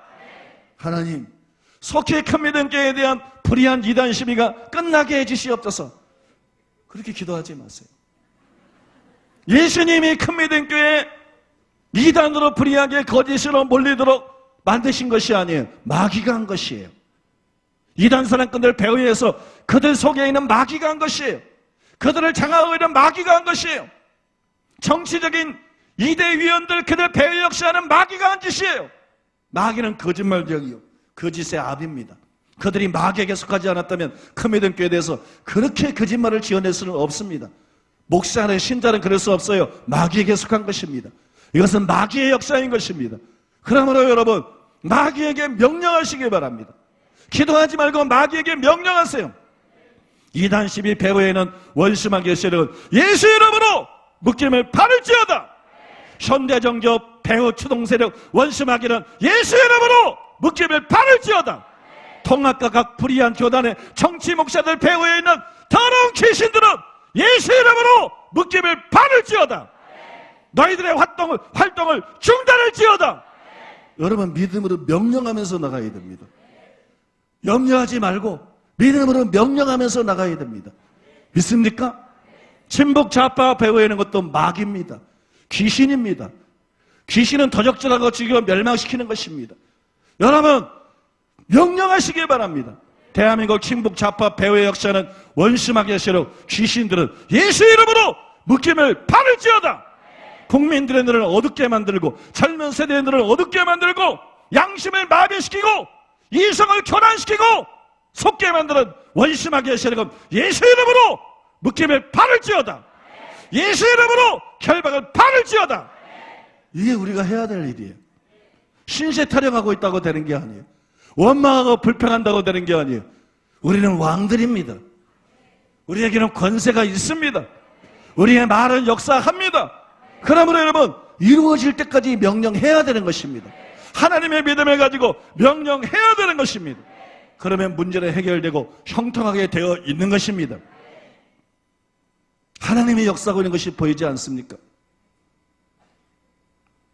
최상경이 한기총에서 이단으로 정죄된 것은 하나님의 역사입니다. 조사가 정성의 길자연 목사님하고 여러분, 최상경과 이단 사람과 4인방이 만났고 그들이 손을 잡았습니다. 그런데 오히려 한기총에서 길자연 목사님이 최상경을 이단으로 쳤습니다. 누가 이런 반전을 갖고 왔습니까? 우리는 아무 일도 하고 있지 않았어요. 우리는 불의함에 질려서 손 놓고 있었어요. 이대희 조사를 받으면서 목사들이 진실을 알면서도 눈치나 보고 비겁하고 한기총 이대희가 우리를 봐줬다고요? 내가 한기총 이대희 위원장에 대해서 실명을 거론하면서 카페에 무슨 글을 올렸습니까? 이 시대에 본디오 필라도 아무개 목사 타교단의 총회장을 지낸 사람이요, 우리를 조사하는 한기총의 2대 위원장인데 그의 실명을 거론하면서 이 시대의 본디오 빌라도 암흑의 목사라고 카페에 글을 올렸고 아직도 그 글이 올려져 있습니다. 한기총에서 우리는 무엇을 보여주었습니까? 오히려 그들은 불이한 결정을 내렸습니다. 이단이라고 할 수 없다! 뭐가 이단이라고 할 수가 없습니까? 비겁한 표현입니다. 문제가 없다! 불이한 판단을 받았다! 교단들을 회개해야 된다! 그래야 바른 결정이죠. 국민일보나 언론들은 마치 한기총의 소리를 봐준 것처럼 말하는데 너희의 양심은 어디에 있느냐? 한글도 모르는가? 봐준 사람한테 본디오 빌라도라고 실명을 거론하면서 글을 쓴다는 말입니까? 얼마나 비겁하고 진실을 알면서도 얼마나 그것을 뒤집어 엎으려고 그랬고 얼마나 그것을 바꾸려고 그 안에 많은 사람들이 있는지 모릅니다. 소위원회, 전체위원회 임원들을 통과한 것이 기적이었습니다. 그것 자체가 기적이었습니다. 그리고 여러분 최상격이 오히려 이단으로 정죄가 됐습니다. 이것이 하나님의 역사입니다. 하나님이 일하고 계신 것입니다. 믿습니까? 하나님이 움직이고 계십니다. 여러분 그 하나님을 믿으십시오. 그 하나님을 믿으시고 여러분에게는 권세를 사용하십시오. 염려하지 말고 걱정하지 말고 권세를 사용하십시오. 북한에 대해서도 권세를 사용하십시오. 한국교회에 대해서도 권세를 사용하십시오. 이 나라에 대해서도 권세를 사용하십시오. 여러분이 하고 있는 일들에 관해서도 권세를 사용하시기 바랍니다. 믿습니까? 이거 못 알아들으면 사람도 알지. 사람은 이성을 갖고 있거든요. 짐승은 이성이 없지만 한기총에서 국민일보나 몇몇 교단들이 떠드는 것처럼 우리를 봐주려고 그랬다면 내가 정신 나갔습니까? 한기총 2대 위원장을 본디오 빌라도라고 실명을 거론하면서 후려치게 얼마나 불의하고 속이 터졌으면 그랬겠어요. 봐주기는 누가 봐줬다는 말입니까? 봐주기는 누가 봐줬어요? 얼마나 비겁하고 얼마나 눈치 보고 얼마나 많은 압력들을 받고 얼마나 정치적이었는데 이단이 아니니까 어쩔 수 없이 그나마도 그것도 뒤집으려고 2대 위원장이 그랬는데 우리는 뭐하면 김학수를 뒤에서 만나고 정치적으로 이리저리 압력을 받으면서 얼마나 그걸 뒤집어 엎으려고 그랬는데 하나님이 역사하셔서 이번에까지 그것이 통과가 된 것입니다. 여러분 진실을 아시기 바랍니다. 한국교회 목사들도 정신 차리고 이제는 이성적이 돼야 됩니다. 국민일보나 현대전개나 이런 거짓된 그런 선동에 놀아나서는 안 됩니다. 믿습니까? 여러분 권세를 사용하세요. 교회의 문제뿐만 아니라 나라의 문제뿐만 아니라 여러분 개인의 문제에 대해서도 권세를 사용하시기 바랍니다. 믿습니까? 권세를 사용하셔서 승리하게 되시기를 바랍니다. 우리는 첫 번째로는 하나님을 경외하고 두 번째로는 성령의 인도를 따르고 세 번째로는 믿음으로 명령함으로써 각자의 분야에서 성공해야 됩니다. 왜냐하면 우리는 모두 하나님의 심판대 앞에 서야 되기 때문입니다. 아니 성공하는 거하고 하나님의 심판하고 무슨 상관이야? 이럴지 몰라도 상관이 있습니다. 하나님이 우리를 다스리는 자가 되도록 지었습니다. 하나님은 우리가 제대로 다스렸는지 안 다스렸는지를 물으실 것입니다. 하나님은 우리에게 다스릴 수 있는 권세를 주었습니다. 그러면 그걸 물으실 것입니다. 성공과 하나님의 심판은 무관해 보이지만 관련이 있습니다. 여러분 잘 들어보시기 바랍니다. 하나님은 우리 모두에 대해서 계획을 가지고 있습니다. 왕이자 선지자였던 다윗은 하나님께서 우리 각 개인에 대한 계획을 기록한 책들을 가지고 있다. 그렇게 썼어요. 시편 139편 13절이야 18절 말씀입니다. 주께서 내 내장을 지으시며 나의 모태에서 나를 만드셨나이다. 내가 주께 감사하옴은 나를 지으심이 심히 기묘하심이라. 주께서 하시는 일이 기이함을 내 영혼이 잘 아나이다. 내가 은밀한 데서 지음을 받고 땅의 깊은 곳에서 기이하게 지음을 받은 때에 나의 형체가 주의 앞에 숨겨지지 못하였나이다. 내 형질이 이루어지기 전에 주의 눈이 보셨으며 나를 위하여 정한 날이 하루도 되기 전에 주의 책에 다 기록이 되었나이다. 하나님이여 주의 생각이 내게 어찌 그리 보배로우신지요. 그 수가 어찌 그리 많으신지요. 내가 세려고 할지라도 그 수가 모래보다 많도소이다. 하나님께서 우리 각 사람을 만들 때 걸작으로 만들었습니다. 믿습니까? 걸작으로 만드셨어요. 여기에 보면 쉼이 기묘하게 우리를 걸작으로 만들었어요. 그리고 우리의 생애에 대한 계획을 가지셨습니다. 그것을 기록한 책들을 가지고 있습니다. 캐드린 콜만은 날마다 신의 연사를 경험하라는 책에서 이렇게 말했습니다. 나는 모든 사람, 각 개인을 향한 하나님의 완전한 계획이 있다고 믿습니다. 나는 이 믿음에 대한 절대적인 확신을 가지고 있습니다. 아브라함에게 하나님이 완전한 계획을 가지셨던 것처럼, 모세에게 하나님이 완전한 계획을 가지셨던 것처럼, 바울에게 하나님이 완전한 계획을 가지셨던 것처럼 하나님은 모든 개인을 향한 완전한 계획을 갖고 계십니다. 하나님은 각 사람들의 삶을 위한 청사진을 가지고 계십니다. 우리에 대한 계획을 기록한 하나님의 책에 대한 가장 놀라운 설명, 또 가장 놀라운 간증은 우리 교회 집회로 왔던 폴키스 데이비스 목사님이 쓴 부르심의 책들에 나와 있습니다. 그 부르심의 책들을 읽어보려면 이력이 기록된 책들, 이력이 기록된 책, 그런 간증이 있어요. 그 간증을 여러분도 아시는 분도 있겠지만 중요하기 때문에 그 부분을 소개해드리겠습니다. 몇 년 전 노스캐롤라이나 샬롯에서 있었던 예언 집회에 참석했을 때의 일입니다. 그때 밥 존스는 천국을 방문하게 되었는데 그것은 아주 심오하고도 엄청난 것이었습니다. 천사가 밥 존스를 아주 넓은 방으로 데려갔는데 그곳에는 언뜻 보기에도 책들이 끝도 없이 펼쳐져 있었습니다. 밥이 보았던 한 책에는 모든 세대의 비밀이 적혀 있었습니다. 천사가 엄청난 분량의 책을 취하여 그것을 나무로 된 단 위에 펼쳤습니다. 밥이 그 책을 가까이 다가가자 책의 표지에는 이력이 기록된 책이라고 쓰여 있었습니다. 밥은 몇몇 개인의 영적인 부르심에 관한 내용이 그 안에 담겨 있다는 것을 즉시 깨달았습니다. 천국 도서관 방문을 통해 그는 특정 기독교인들을 향한 하나님의 구체적인 계획들이 담겨 있는 책을 볼 수 있었습니다. 그 방은 현 세대나 지난 세대 모두를 포함하여 그리스도인들의 삶을 향한 천국의 열망과 하늘의 계획들로 가득 차 있었습니다. 이 책이 이력이 기록된 책이라 불리는 것은 매우 흥미로운 사실입니다. 왜냐하면 이것은 모든 것이 이미 이루어졌다는 것을 의미하기 때문입니다. 이력서라는 것은 한 사람의 직업이나 학력 혹은 자격뿐 아니라 그 사람이 무엇을 성취했는가를 요약하여 적어놓은 것입니다. 우리가 지상에서는 아직 이뤄야 할 일이지만 천국에서는 성령님과의 완전한 동역으로 말미암아 이미 완성되었습니다. 우리에게 부여된 영적 임무는 천국의 책에 기록되어 있습니다. 이 경주를 신실하게 끝마치고 우리에게 부여된 하나님의 계획들을 완성하는 것은 우리의 특권입니다.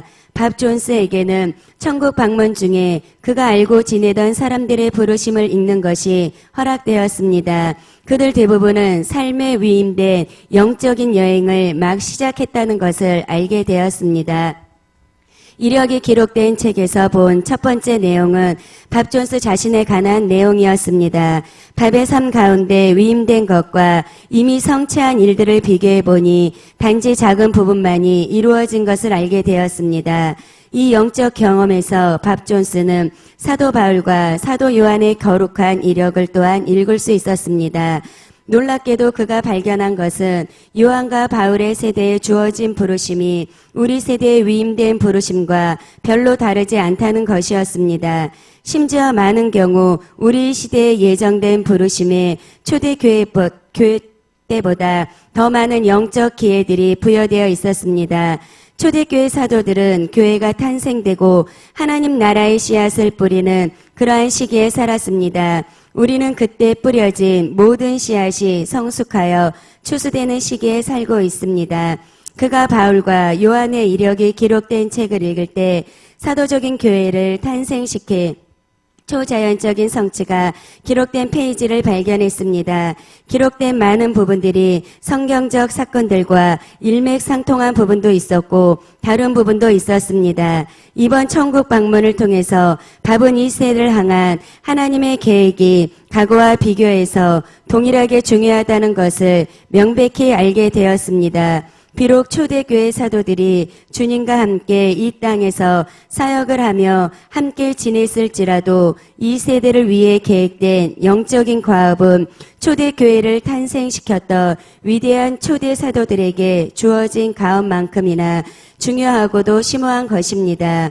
성령님은 우리를 면밀하게 보고 계십니다. 우리가 태어나기도 전에 우리 존재의 구석구석까지 모두 알고 계시며 우리의 앉고 일어섬을 아십니다. 그분은 영원의 관점에서 우리의 생각을 다 알고 계십니다.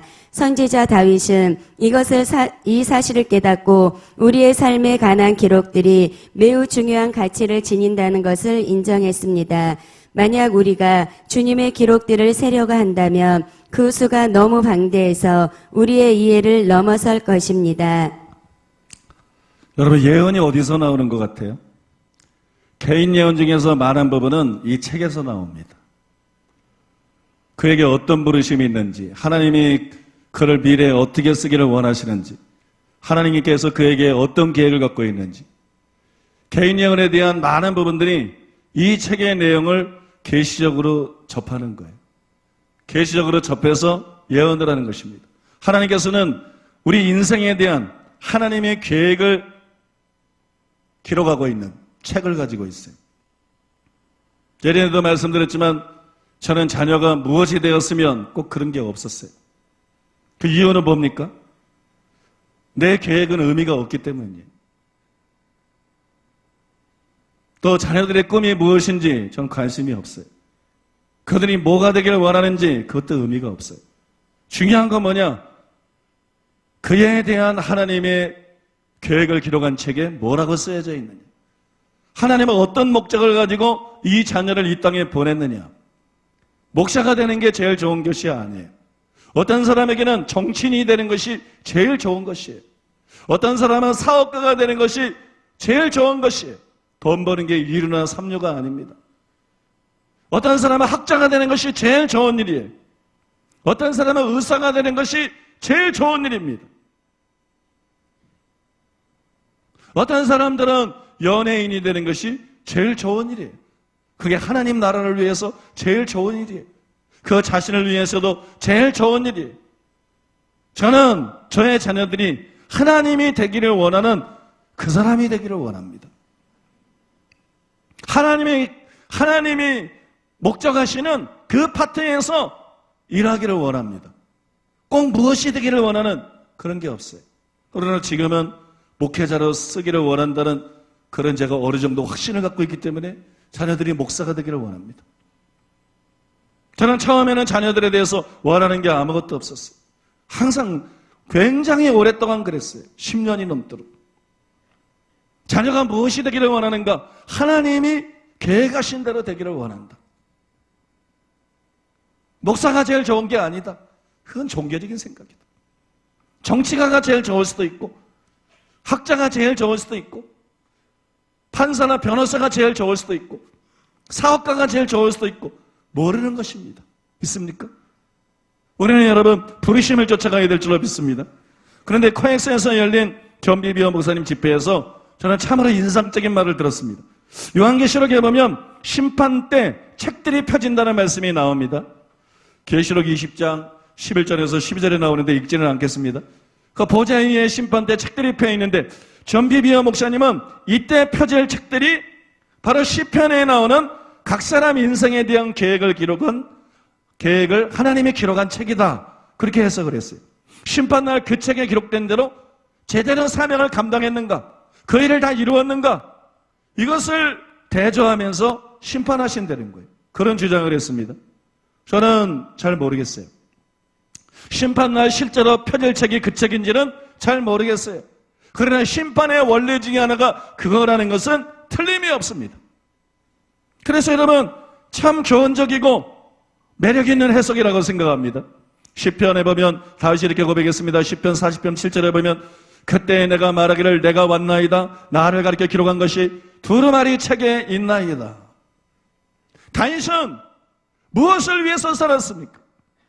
다윗은 정치가로서, 왕으로서 우리나라의 무슨 광개토 대왕이나 세종대왕처럼 어떤 꿈을 가지고 그것을 위해서 살지 않았습니다.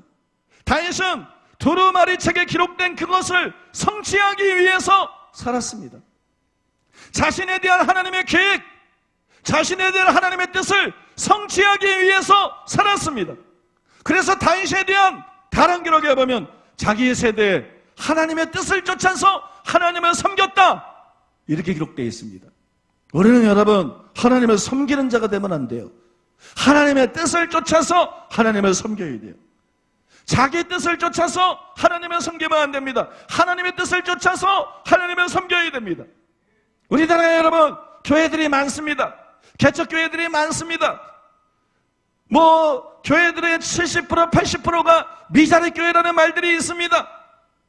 그리고 많은 사람들이 인간적인 긍휼히 여기는 마음을 가지고 작은 교회 목사님들에 대해서 관심과 사랑을 갖고 있습니다. 나는 다릅니다. 나는 10년, 20년이 지나도 미자립인 수많은 교회 목사님들 중에 상당수가 부르심을 받지 않았다고 생각합니다. 하나님은 사람의 인생을 그렇게 계획하지 않습니다. 그 중에 전부는 아니라 할지라도 그 중에 일정수가 하나님이 목사로 부르지 않은 것입니다. 그런데 대한민국 땅에서 기독교라는 흥행이 일어난 것입니다. 기독교 역사상 유래를 찾아볼 수 있는 없는 부흥이 일어남으로 말미암아 목사라는 직업이 좋게 느껴진 거예요. 그리고 누구나 접근할 수가 있는 거예요. 시험이 어렵지도 않고 누구나 접근할 수 있어요. 그래서 선량한 사람들이, 열심히 신앙생활하는 사람들이 거기에 마음을 빼앗겼다고 생각합니다.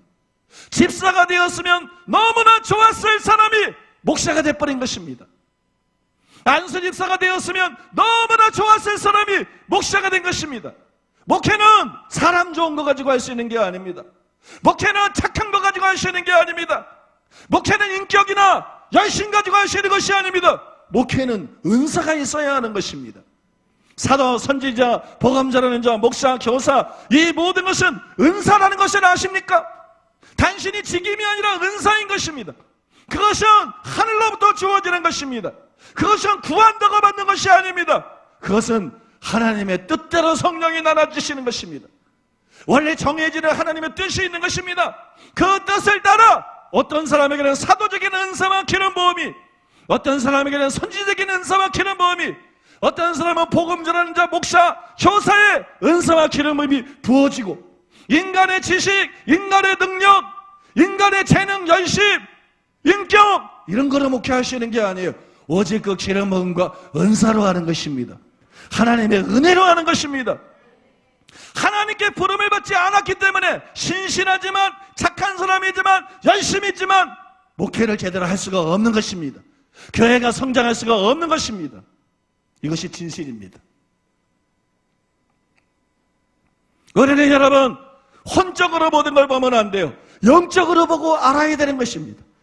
믿습니까? 여러분, 부르심 받은 대로 하나님을 섬겨야 돼요. 다윗은 야망을 갖지 않았어요. 뭐가 좋아 보이니까, 목사직도 괜찮아 보니까 그걸 하려고 그러지 않았어요. 다윗은 두루마리 책에 기록된 대로 그 일을 성취하기 위해서 일어났습니다. 예수님도 마찬가지예요. 히브리서 10장 6절이야. 그 절에 보면 예수님이 이 말씀과 똑같은 말씀을 하십니다. 보시옵소서. 제가 할게요. 보시옵소서. 내가 하나님의 뜻을 행하러 왔나이다. 예수님도 자기 뜻을 행하러 오지 않았어요. 내가 하나님의 뜻을 행하러 왔나이다. 믿습니까? 야망으로 사도가 될 수 있는 게 아니고, 야망으로 선지자가 될 수 있는 게 아니고, 야망으로 복음 전하는 교사가 될 수 있는 게 아닙니다. 하나님의 뜻이 있어야만 되는 것입니다. 야망으로 하나님을 위한 다윗이나 요셉이나 다니엘 같은 정치가가 될 수 있는 게 아닙니다. 야망으로 아브라함이나 이삭이나 야곱이나 욥과 같은 사업가가 되시는 게 아닙니다. 야망으로 되시는 것이 아닙니다. 하나님의 뜻을 쫓아서 되는 것입니다. 사도에게는 사도가 되는 은사가 있는 것처럼 정치인에게는 정치가에게 주어지는 은사가 있는 것입니다. 사업가에게는 사업가에게 주어지는 은사가 있고 기름 부음이 있는 것입니다. 연예인들에게는 연예인들에게 주어지는 은사가 있고 기름 부음이 있는 것입니다. 믿습니까? 하나님의 뜻을 쫓아서 하나님을 섬기십시오. 그냥 하나님을 섬기지 마십시오. 하나님의 뜻을 발견하십시오. 하나님의 뜻을 쫓아서 그 은사를 받아서 하나님을 섬기게 되시기를 예수님의 이름으로 축복합니다. 우리는 자신에 대한 하나님의 계획을 성취해야 됩니다. 우리는 꿈을 가지고 그 꿈을 성취하는 이건 세상 사람이죠. 그건 세상 사람이에요. 아니요. 우리는 다 종들입니다. 5달란트, 2달란트, 1달란트. 달란트가 없는 사람이 없어요. 넌 정치인이니까 목사가 아니니까, 넌 사업가니까 목사가 아니니까 그런 게 없어요. 5달란트, 2달란트, 1달란트. 목사에게는 5달란트 주고 정치인에게는 2달란트 주고. 아니요. 목사에게도 5달란트, 2달란트, 1달란트 목사가 있는 것이고, 정치인에게도 5달란트, 2달란트, 1달란트 정치인이 있는 것이고, 사업가에게도 5달란트, 2달란트, 1달란트의 사업가가 있는 것입니다. 믿습니까? 우리는 다 주의 종들입니다. 그러므로 야망을 가지고 자기 이기적인 목적을 가지고 성공해서도 그것은 실패입니다. 우리는 내 인생에 대한 하나님의 계획이 무엇인가를 알고 나의 은사가 무엇인지 하나님의 부르심과 은사에는 후회하심이 없으므로 하나님은 그걸 취소하지 않으시므로 하나님은 그것을 우리에게 요구하시므로 여러분 그것을 위해서 살아야 되는 것입니다. 그런데 우리에 대한 하나님의 계획을 성취하는 것은 하나님의 은혜로만 됩니다. 하나님의 은혜로. 사도 바울 보세요. 나의 나 된 것은 하나님의 은혜로 된 것이다. 이건 목회자니까. 그러면 다윗은요? 그러면 요셉은요? 그러면 다니엘은요? 그러면 아브라함은요? 그러면 욥은요? 다 하나님의 은혜로 된 것입니다. 믿습니까? 다 하나님의 은혜로 되는 것입니다. 지금 그 은혜를 나누고 있는 것입니다. 하나님의 은혜는 우리를 거룩하게 만들 뿐만 아니라 우리를 하나님의 종이 되게 만들 뿐만 아니라 하나님의 은혜는 이 땅에서 부유하게 한다. 이 땅에서 성공하게 한다. 이 땅에서 높은 지위에 올라가게 만든다. 그게 하나님의 은혜로 되는 것이다. 아브라함의 생애가 보여주는 것처럼 요셉이나 다니엘이나 다윗의 생애가 보여주는 것처럼 그것이 하나님의 은혜로 되는 것이다. 믿습니까? 그러므로 성도 여러분, 그 은혜를 받으라는 것입니다. 그 은혜로 살라는 것입니다. 우리를 향한 하나님의 부르심은 하나님의 은혜가 아니면 성취가 불가능합니다. 그래서 우리는 하나님의 은혜를 힘입어서 자기의 한계를 뛰어넘어야 됩니다. 자기 지혜로 안 됩니다. 자기 지식으로 안 됩니다. 그건 상대적인 성공입니다. 하나님의 목적을 성취할 수 없습니다. 하나님의 은혜를 힘입어서 자기 지혜의 한계를 뛰어넘으십시오. 하나님의 은혜를 힘입어서 자기 능력의 한계, 자기 인격의 한계를 뛰어넘으십시오. 믿습니까? 그래서 여러분 사회의 7산을 정복해야 되는 것입니다. 자기 분야의 산을 정복해야 되는 것입니다. 반드시 정상에 오르라는 것이 아닙니다. 정상에 오르도록 부름받은 사람은 5달란트를 받은 사람입니다. 누구나 어느 분야에서나 하나님 은혜가 임한다고 정상에 오르는 것이 아닙니다. 하나님의 계획들이 있습니다. 5달란트를 받은 사람이 있고 2달란트를 받은 사람이 있고 1달란트를 받은 사람이 있습니다. 어떤 사람은 정상에 오를 것이고 어떤 사람은 중간에 신실했지만 중간에 오를 것이고 믿습니까? 자기 자리, 자기에게 할당된 구역을 점령하라는 것입니다. 그리고 그 자리에서 신실하라는 것입니다. 하나님은 누구에게는 5달란트를 주어서 열심히 하나님의 은혜를 따라서 노력하면 정상에 오르게 하시고 나는 2달란트밖에 안 주셔서 중간밖에 못 가게 하시고 하나님은 불공평하시다. 아니요, 하나님은 공평하십니다. 하나님은 하나님의 뜻대로 5달란트, 2달란트, 1달란트를 나눠주십니다. 그리고 그들로 하여금 그 자리에서 일하게 하십니다. 그러나 하나님은 그것으로 사람을 심판하지 않습니다. 5달란트냐 2달란트냐 1달란트냐로 심판하는 것이 아니라 그 자리에서 얼마나 진실했느냐, 그 자리에서 얼마나 충성되었는가, 신실했는가, 하나님을 사랑했는가, 영혼을 사랑했는가, 겸손했는가, 그걸 보십니다. 믿습니까? 천국의 왕들은 5달란트 받은 자들 속에서만 나오는 것이 아니고 천국의 왕들은 안젤로의 간증에 나온 것처럼 1달란트 받은 자들 속에서도 나옵니다. 2달란트 받은 자들 속에서도 나옵니다. 세상의 시각에서 보기 때문에 불공평하니 공평하지 않느니 그런 얘기가 나오는 것입니다. 영원의 시각에서 보면 하나님은 영원의 시각으로 보십니다. 영원의 시각에서 보면 불공평이란 존재하지 않습니다. 믿습니까? 영원의 시각에서 보면 하나님은 부자가 드린 뭉칫돈보다도 가난한 자가 드린 2랩돈을 더 귀히 여기시는 분이기 때문에 부자가 드리는 헌금은 가치가 없다는 것이 아니라 동기인 것입니다. 동기와 비율인 것입니다. 믿습니까? 동기와 비율에 따라서 여러분 과부의 2랩돈이 부자의 뭉칫돈보다 하나님 앞에 더 크게 매겨질 수도 있는 것입니다. 헌금뿐만이 아니고 봉사도 마찬가지라는 거예요. 봉사와 헌신과 모든 것이 마찬가지인 것입니다. 하나님은 공평하십니다. 믿습니까? 그래서 경쟁하면 안 되는 거예요. 그 경쟁하면 안 돼요. 베드로는 저 사람은 어떻게 되겠습니까? 나는 이렇게 될 텐데 요한은 어떻게 되겠습니까? 예수님이 말했어요. 무슨 상관이냐? 그래서 그렇게 비교하지 말라는 거예요. 저 사람과 나를 규모나 사역이나 은사나 이런 거로 비교하지 말라는 거예요. 그런 거로 비교하지 말고 그저 예수님과 비교하라는 거예요. 예수님의 인격, 예수님의 거룩, 예수님의 사랑, 예수님의 겸손, 예수님의 진실하심 믿습니까? 단지 그것과 비교하려는 거예요. 옆에 사람과 상대적으로 비교하지 말고 주님의 본질과 비교하려는 거예요. 그것이 심판의 잣대이기 때문에 심판의 잣대는 예수 그리스도 자신입니다. 예수 그리스도의 성품입니다. 예수 그리스도의 인격입니다. 그래서 그리스도를 본받으라고 말하는 것입니다. 믿습니까? 하나님은 공평하신 분이십니다. 땅에 속한 생각을 버리십시오. 땅에 속한 기준과 잣대를 버리십시오.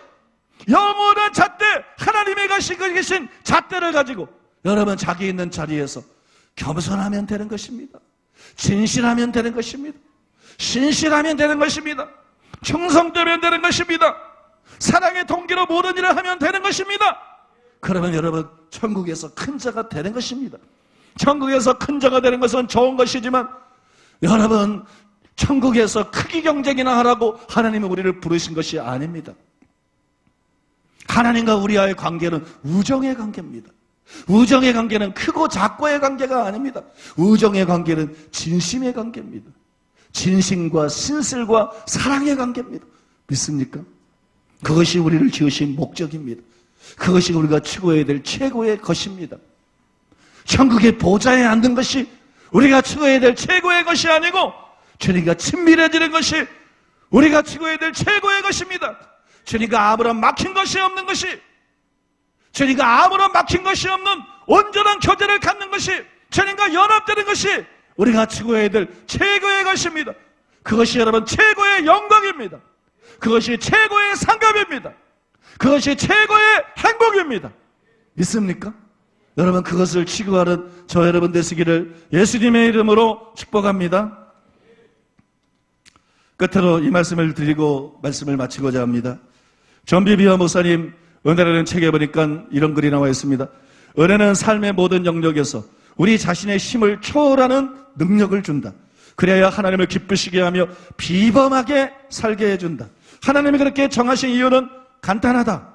모든 영광이 우리에게가 아니라 그분께 돌아가도록 하기 위함이다. 아멘이십니까? 그렇습니다. 하나님이 모든 것을 은혜로 되게 만들었어요. 우리가 제사함 받는 거, 거룩하게 되는 거, 우리가 성경을 제대로 깨닫고 이해하고 설교하게 하는 거, 병 고치고 귀신 쫓고 죽은 자를 살리고 능력을 행하게 하는 거, 우리가 사도가 되고 선지자가 되고 복음 전환자가 되고 목사가 되고 교사가 되고 사역자가 되는 거, 우리가 정치가가 되든 사업가가 되든 교육자가 되든 의료인이 되든 법조인이 되든 연예인이 되든 그 분야에서 성공하게 되는 거, 머리가 되는 거, 위로 올라가는 거 믿습니까? 이게 다 하나님의 은혜로 되게 됐어요. 우리가 심지어 인생한 마음을 버리고 지난주에 말씀드렸습니다만 하나님 앞에 후하게 헌금을 드리는 것, 이것까지도 자랑하지 못하게 다 은혜로 되게 했어요. 하나님의 은혜로만 그것이 가능한 것입니다. 왜 하나님은 모든 것을 은혜로 되게 하셨을까요? 자랑하지 못하게 하기 위함입니다. 하나님께 모든 영광을 돌리게 하기 위함입니다. 바울을 모델로 보여준 것처럼 바울은 지구상에 가장 존재했던 사람 중에 가장 뛰어난, 가장 놀라운 하나님의 사람 중에 한 사람이지만 내가 나 된 것은 나와 함께 하신 하나님의 은혜로다, 본문에서 고백한 것처럼 바로 그렇게 고백하게 만들기 위해서, 하나님께만 온전한 영광을 돌리게 만들기 위해서 하나님은 모든 것이 은혜로 되게 하셨습니다. 아멘이십니까? 하나님은 모든 것을 은혜로 되게 하셨어요. 우리를 향한 하나님의 계획을 성취하셔야 될 유일한 비결은 은혜입니다. 하나님의 은혜입니다. 바울이 그러했듯이 오직 하나님의 은혜로만 그것을 이룰 수가 있습니다. 그래서 예수님께서 자세한 설명을 안 하시고 증강가장한다 생략하시고 결론적으로 다음과 같이 가르치셨어요. 누가복음 17장 7절에서 10절에 보면 너희 중 누구에게 밭을 갈거나 양을 치거나 하는 종이 있어 밭에서 돌아오면 그대로 곧 와 앉아서 먹으라 말할 자가 있느냐? 도리어 그대로 내 먹을 것을 준비하고 띠를 띠고 내가 먹고 마시는 동안에 수정 들고 너는 그 후에 먹고 마시라 하지 않겠느냐? 명한 대로 하였다고 종에게 감사하겠느냐? 이와 같이 너희도 명령받은 것을 다 행한 후에 이르기를 우리는 무익한 종이라 우리가 하여야 할 일을 한 것뿐이니이다 할지니라. 여기 종에 관해서 말하고 있어요. 우리가 종이라는 걸 아십니까? 예수님 피가 우리를 사셨을 뿐만 아니라 예수님 피가 우리를 사셨다는 걸 아시죠? 우리는 피로 값주고 사신 그리스도께 속한 그리스도의 종들인 것입니다. 그래서 5달란트, 2달란트, 1달란트 맡은 종들에 관해서 말하는 것입니다. 그래서 열문화의 비유를 통해서 종들에 관해서 말하는 것입니다. 우리는 그분의 자녀입니다. 우리는 그분의 친구입니다. 우리는 그분의 신부입니다. 동시에 우리는 그분의 종입니다. 믿습니까? 이 모든 것이 다 진실입니다. 100% 다 진실입니다. 우리는 예수님이 피로 값주고 사신 종들입니다. 우리는 자유인들이 아닙니다. 우리는 권리를 주장하시는 사람들이 아닙니다. 우리는 공로를 우러나시는 사람들이 아닙니다. 우리는 보수를 요구하시는 사람들이 아닙니다. 믿습니까? 우리는 종들입니다. 더구나 우리가 이런 모든 것은 하나님의 은혜로 된 것입니다. 우리가 종인데 내 지혜로 주님을 섬긴 게 아닙니다. 내 능력으로 주님을 섬긴 게 아닙니다. 내 인격, 내 열심이 아닙니다. 모두 하나님의 은혜입니다. 모두 하나님의 은혜입니다. 우리는 하나님의 은혜로 된 것입니다. 하나님의 은혜로 하나님을 섬기는 것입니다. 그러므로 어떤 선곡 앞에서도 어떤 실적 앞에서도 절대 자만하면 안 되는 것입니다.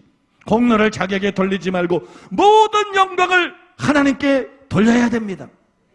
모든 영광을. 믿습니까? 모든 영광을 온 마음으로 하나님께 돌려야 됩니다. 우리는 하나님의 은혜를 행하면서 성공적으로 사역하고 성공적으로 정치하고 성공적으로 사업하고 여기서 끝나면 안 돼요. 성공한 데서 끝나면 실패입니다. 우리는 성공한 데서 끝나면 안 됩니다. 하나님의 은혜로 무엇이 된 것에서 끝나면 안 됩니다. 우리는 온전히 하나님께 영광 드리는 일까지 잘해야 됩니다. 마땅히 하여야 할 일을 한 것뿐이니이다. 우리는 무익한 종입니다. 나는 대단한 사도입니다. 나는 정확한 예언자입니다. 나는 능력 있는 복음 전도자입니다. 우리는 주님 앞에서 그런 말 할 수 없습니다. 믿습니까? 버림받는 자들 중에 그런 말 하는 사람 많아요. 주여 내가 주의 이름으로 선지자 노릇하고 내가 이런 선지자인 걸 모릅니까? 주의 이름으로 귀신을 쫓아내고 주의 이름으로 많은 권능을 행치 않나이까리니 그때 내가 죄를 보고 밝히 말하되 불법을 행하는 자들아 내게서 떠나가라. 여러분 하나님의 은혜로 된 것이기 때문에 우리는 그렇게 말할 수 없습니다. 나는 대통령입니다. 나는 대단한 정치가입니다. 나는 재벌입니다. 아니요. 하나님 앞에 아무도 그렇게 말할 수 없습니다. 주여 저는 무익한 종입니다. 주여 저는 무익한 종입니다. 마땅히 하여야 할 일을 그것도 내 힘으로 할 수 없는데 하나님의 은혜로 했을 뿐입니다. 하나님의 은혜로 감당했을 뿐입니다. 주님 나 같은 것을 써주셔서 감사드립니다. 나 같은 자를 통해서 써주시고 하나님의 은혜로 이런 일들을 이루게 해주셔서 감사드립니다. 주님 홀로 영광 받으시옵소서. 면류관을 벗어서 보좌에 던지며 모든 영광을 하나님께 돌려야 되는 것입니다. 모든 영광과 찬양과 경배와 존귀를 하나님께 돌려야 되는 것입니다. 여기까지 해야 됩니다. 그래야 착하고 충성된 종입니다. 일만 잘하는 것은 착하고 충성된 종이 아닙니다. 똑똑하기만 하고 능력이 기만하고 성공하기만 하는 것은 착하고 충성된 종이 아닙니다. 여기까지 가야 착하고 충성된 종입니다. 여기까지 가야 주님께서 만족하십니다. 잘하였도다. 주님은 공평하신 분이기 때문에, 주님은 정의로운 분이기 때문에 종들이 하나님 은혜로 일을 해놓고 자기가 뭐가 된 줄로 착각하면 주님은 만족하지 않습니다. 믿습니까? 여기까지 가야 주님이 만족하십니다. 그리고 말씀하십니다. 잘하였도다. 잘하였도다. 착하고 충성된 종아, 내가 작은 일에 충성하였으니 내 죄인의 즐거움에 참여하라. 믿습니까? 여러분, 그 소리 듣는 저와 여러분 되시기를 바랍니다. 모든 것이 하나님의 은혜입니다. 모든 것이 하나님의 은혜입니다. 우리는 다 무익한 종입니다. 착각하지 마십시오. 세계적인 사도들도 다 무익한 종들입니다. 세계적인 선지자들도 다 무익한 종들입니다. 세계적인 능력 전도자들도 다 무익한 종들입니다. 착각하지 마십시오. 우리는 다 무익한 종입니다. 마땅히 하여야 할 일을 한 것입니다. 주님 홀로 영광을 바르셔야 되는 것입니다. 주님 홀로 높임을 바르셔야 되는 것입니다. 그때 주님이 그것이 정당한 것이기 때문에, 그것이 합당하고 그것이 옳은 것이기 때문에 주님이 만족하실 것입니다. 주님이 기뻐하실 것입니다. 그리고 주님이 칭찬하시고 상급을 나눠주실 것입니다. 믿습니까? 그렇게 되는 저와 여러분 되시기를 예수님의 이름으로 축복합니다. 오늘 여러분 우리가 기도할 때 여러분 제일 중요한 것은 여러분 심령에 와닿았던 그 말씀을 기도 제목으로 바꾸어서 하나님께로부터 여러분 심령에 내려온 그 레마의 말씀을 다시 하늘로 올려드리는 것입니다. 믿습니까? 하늘에서 내린 비를 햇빛이 비칠 때 다시 수증기가 돼서 하늘로 올라간 것처럼 하나님께 여러분 내려온 그 말씀을, 그래서 여러분 마음속에 소원이 되고 여러분 마음속에 깨달아진 것을 여러분 그것을 하나님 앞에 기도로 올려드리는 것입니다. 그러면 오늘 여러분들이 정말 성공하기 위해서, 여러분들이 정말 부욕해 되기 위해서, 여러분들이 정말 높은 지위에 올라가기 위해서 비결이 되는 세 가지를 말씀드렸습니다. 여호와를 경외하는 것입니다. 악에서 떠나는 것입니다. 이것이 기초입니다. 다른 어떤 비법도 없습니다. 다른 어떤 왕도도 없습니다. 반드시 하나님을 경외해야 됩니다. 반드시 악에서 떠나야 됩니다. 그러면 여러분 하나님을 경외하는 자가 되게 해주시옵소서. 내가 악에서 떠나기를 원합니다. 하나님은 대로 도와주셔서 하나님 말씀대로 살 수 있는 자가 되게 해주시옵소서. 은혜의 보좌 앞에 나가서 은혜를 구하십시오. 그러면 여러분 자기 머리를 의지하지 마십시오. 자기의 명체를 의지하지 마십시오.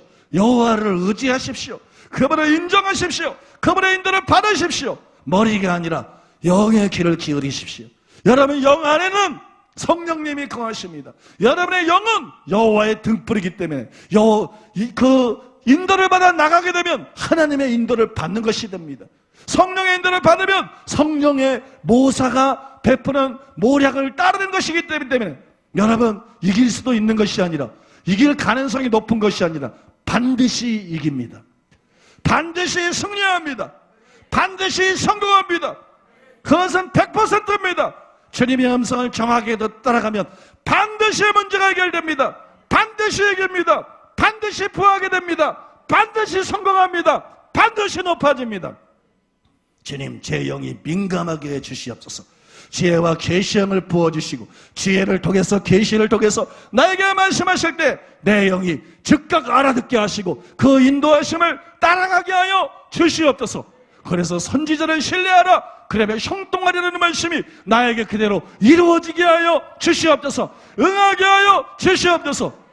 우리를 하나님의 단순히 자녀 삼으신 것이 아니라 주님은 우리에게 권세를 주셨습니다. 하나님의 자녀가 되는 권세를 주셨습니다.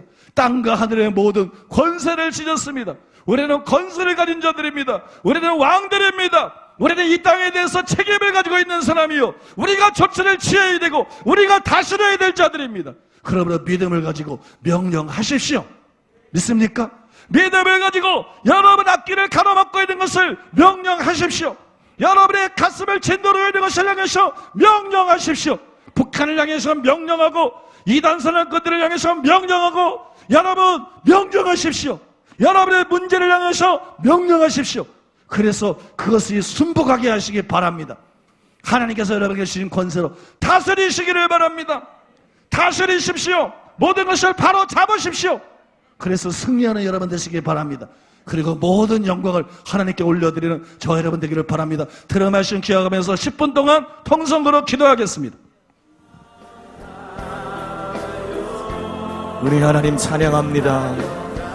은혜 하나님 찬양합니다. 우리를 새롭게 하시고 우리를 거듭나게 하시고 우리를 거룩함으로 이끄시고 우리에게 직분 맡겨주시고 우리에게 인색한 마음을 버리게 하실 뿐만 아니라 우리를 성공하고 번영케 하시는 분도 하나님이심을 찬양드립니다. 우리를 향한 선한 계획을 갖고 계신 하나님, 우리에게 진정한 성공과 부와 번영을 주시기 원하시는 하나님, 그 근본 되신 하나님을 주시고자 하는 하나님, 은혜의 하나님을 찬양합니다. 오늘도 그 은혜의 보좌 가운데 우리가 나아갑니다. 은혜의 하나님 앞에 우리의 마음을 쏟습니다. 은혜와 동역하기 원합니다. 주님, 오늘 말씀이 우리의 심령을 휘저어 놓게 하여 주시옵소서. 빛으로 우리 가운데 임하게 하여 주시옵소서. 주님, 이 은혜의 하나님과 동역할 수 있도록 우리의 삶에 빛을 비추어 주시옵소서. 하나님을 경외하고 악을 떠나는 것이 주님의 은혜의 하나님과 동역하는 것을 배우게 하신 하나님을 찬양합니다. 주님, 하나님을 경외하는 마음 우리 가운데 부어 주시옵소서. 하나님을 경외하게 하여 주시옵소서. 하나님을 경외하게 하여 주시옵소서. 사람이 아니라 환경이 아니라 내 자신이 아니라 하나님을 경외한 마음을 부어 주시옵소서. 다윗같이 하나님 앞에 경외하는 마음이 우리 가운데 부어지게 하여 주시옵소서. 죄가 우리와 은혜 하나님 사이를 갈라놓은 것을 알게 하여 주시옵소서. 악을 떠나게 하여 주시옵소서. 하나님을 탓하지 않게 하여 주시옵소서. 악에서 죄에서 떠나게 하여 주시옵소서. 주님, 우리를 새롭게 하여 주시옵소서. 주님을 경외하는 마음이 이 시간 우리 가운데 불처럼 일어나게 하여 주시고 죄와 악을 떠나게 하여 주시옵소서. 성령님, 우리를 새롭게 하여 주시옵소서. 성령님, 우리를 새롭게 하여 주시옵소서. 주님, 주님의 은혜와 동역하게 하여 주시옵소서. 은혜의 주님, 주님과 동역하게 하여 주시옵소서. 우리의 생각과 우리의 계획을 내려놓습니다. 우리의 알량한 지식과 경험을 내려놓습니다. 성령 앞에, 은혜의 성령 앞에 우리의 심령을 엎드립니다. 겸비함으로 우리의 심령을 엎드립니다. 사람의 생각과 경험과 세상의 음성을 듣는 것이 아니라 성령의 음성을 듣고 그 인도를 따라갈 수 있도록 우리가 주 앞에 겸비하게 엎드리게 하여 주시옵소서. 우리의 귀를 엽니다. 우리의 마음을 주 앞에 엎드립니다. 성령님, 우리를 가르치소서. 말씀하소서. 듣게 하소서. 우리가 범사의 주를 인정하게 하여 주시옵소서. 그리하면 내 길을 지도하시리라. 주님, 이 말씀이 우리의 삶의 모든 영역의 실제가 되게 하소서. 주님, 조금만 성공을 거두면 우리의 경험과 우리의 생각을 의지하는 것이 있습니까? 주님, 우리의 어리석음과 교만을 주님 앞에 깨뜨립니다. 성령님, 주의 음성을 듣고 반응할 수 있도록 우리의 마음이 주 앞에 엎드립니다. 성령의 음성을 듣고 그 인도를 따라갈 수 있도록 우리를 인도하여 주시고 우리의 마음을 주님 앞에 엎드리오니 새롭게 하여 주시옵소서. 주님, 은혜와 동역하기 원합니다. 하나님의 믿음을 가지고 주님을 신뢰하는 마음 가지고 염려와 근심과 두려움을 벗어버리고 우리에게 자녀된 왕의 권세를 가지고 이 땅에 명령하게 하여 주시옵소서. 우리 삶 가운데 어디에 예수 이름으로 시간 파쇄될지어다. 우리의 가정과 우리의 자녀와 우리 한국교회와 이 땅 가운데는 종교의 영, 믿음의 영을 예수 이름으로 명령하노니 이 시간 파쇄될지어다. 우리 한국 땅 가운데는 이 공산주의 영, 어둠의 영들 예수 이름으로 파쇄될지어다. 주님, 우리가 직분을 유기했습니다. 우리에게 주신 주님 권세, 예수 그리스도의 이름 안에는 권세를 우리가 사용하지 않았습니다. 주님, 이것을 사용하게 하여 주시옵소서. 하나님의 뜻이 하늘에서 이룬 것 지금 이 땅에 이루어질 수 있도록 주님, 주님의 뜻을 왕의 권세로, 자녀된 권세로 예수의 이름을 가지고 선포하고 명령하게 하여 주시옵소서. 주님, 우리의 계획을 내려놓습니다. 우리의 생각이 아무것도 아니면 엎드립니다. 주님의 계획을 가르치소서. 심판대 앞에 미리 쓰는 지혜가 우리 가운데 있게 하여 주시옵소서. 주님 앞에 섰을 때 착하고 충성된 종이라는 음성을 들을 수 있도록 우리의 생각과 계획이 아니라 하나님의 뜻을 알게 하여 주시옵소서. 부르심을 명확히 알게 하여 주시옵소서. 성령 하나님, 우리가 부르심에 따라 나갈 수 있도록 우리에게 말씀하여 주시고 깨닫게 하시고 주님의 음성을 들을 수 있는 겸비함을 우리 가운데 부어 주시옵소서. 주님 앞에 신실하기 원합니다. 주님 앞에 정직하기 원합니다. 주님 앞에 충성되길 원합니다. 맡겨주신 것을 주님의 은혜에 감사하면서 주님의 사랑의 동기를 가지고 주님을 사모하고 영혼들을 사랑하는 마음 가지고 주님 진실하게 신실하게 나아가게 하여 주시옵소서. 주님, 주님의 은혜가 우리에게 필요합니다. 주님, 주님의 은혜가 오늘도 우리에게 필요합니다. 아무것도 아닌 자를 들어서 주님, 주님의 영광을 드러나게 하시는 주님, 사람의 지혜, 능력, 인격이 아니라 주님이 주시는 성령의 지혜의 능력, 예수 그리스도의 성법으로 덧입을 수 있도록 주님, 우리가 새롭게 되길 원합니다. 오늘도 은혜의 보좌 앞에 나아갑니다. 주님, 은혜를 부으시옵소서. 주님, 우리의 심령의 은혜를 부으시옵소서. 하나님의 은혜로다, 하나님의 은혜로다, 하나님의 은혜로다. 이것이 우리의 심령에 부어지고 고백되게 하여 주시옵소서. 입술의 고백이 아니라 바울사도처럼 어떤 것이 임하든 어떤 것이 성취되든 이것이 어디부터 왔는지를 명확히 알고 하나님의 은혜로다, 하나님의 은혜로다, 하나님의 은혜로다 주님 앞에 엎드릴 수 있는 면류관을 우리의 왕대신 예수 그리스도 앞에 던질 수 있는 우리들 되게 하여 주시옵소서. 주님, 진정한 승리를 하기 원하시는 주님, 이 땅에서의 성공을 넘어서 그 모든 것을 누가 줬는지를 절대로 잊지 않고 주 앞에 엎드려 주께 영광을 돌려 수술 때에 주인의 마음을 시원케 드리는 종처럼 끝까지 우리가 승리하고 영광스럽게 되길 원하시는 사랑의 주님, 그 사랑의 부르심을 말씀을 통해 듣습니다. 그 사람의 초대를 말씀을 통해 듣습니다. 주님, 겸손의 겉옷을 입게 하여 주시옵소서. 은혜로 된다는 걸 영으로 더 깊이 깊이 할 수 있을 정도로 겸손의 새로운 겉옷을 입게 하여 주시옵소서. 주님, 우리는 아무것도 아닙니다. 주님, 우리는 무익한 종입니다. 우리는 주인 중에 괴수입니다. 주님의 은혜가 삶 가운데 필요하고 주님의 은혜가 사역 가운데 필요하고 주님의 은혜가 가정 가운데 필요하고 주님의 은혜가 이 교회 가운데 필요하고 주님, 주님의 은혜를 오늘 부어주시옵소서. 말씀을 우리가 영으로 소화하길 원합니다. 하나님의 은혜, 그 하나님의 은혜 앞에 우리의 마음을 쏟기 원합니다. 하나님의 은혜로다, 하나님의 은혜로다, 하나님의 은혜로다. 지금까지도 하나님의 은혜였고 앞으로 또 주님의 은혜가 우리를 하나님의 사랑으로 인도할 것을 믿습니다. 주님, 기름 부으소서. 은혜와 동력하게 하여 주시옵소서. 하나님의 뜻을 쫓아 살게 하여 주시옵소서. 우리의 부르심을 알게 하여 주시옵소서. 야망이 아니라 주님, 순수한 마음으로 주님을 사모하는 마음으로 시간이 지나면 지날수록 주님을 와 더 친밀해질 수 있는 저희들 될 수 있도록 주님 은혜를 부어주시옵소서. 오늘도 겸손의 겉옷을 입고 주님의 은혜의 보좌 앞에 예수 그리스도의 피를 의지해서 담대히 나아가게 하여 주셔서 우리에게 주신 권세를 사용하며 이 땅을 변화시키며 하나님의 마음을 시원케 드릴 수 있는 진정한 종으로 살게 하여 주시옵소서. 주님, 함께 하여 주시옵소서. 오늘도 은혜를 부으시옵소서. 오늘도 은혜를 부으시옵소서. 오늘도 우리의 심령의 은혜를 부으시옵소서. 오늘도 우리의 가정의 은혜를 부으시옵소서. 오늘도 우리의 교회와 이 땅 가운데 열방 가운데 은혜를 부으소서. 은혜의 하나님 앞에 엎드립니다. 은혜의 하나님 앞에 엎드립니다. 은혜의 하나님 앞에 엎드립니다. 예수님의 이름으로 기도합니다. 아멘.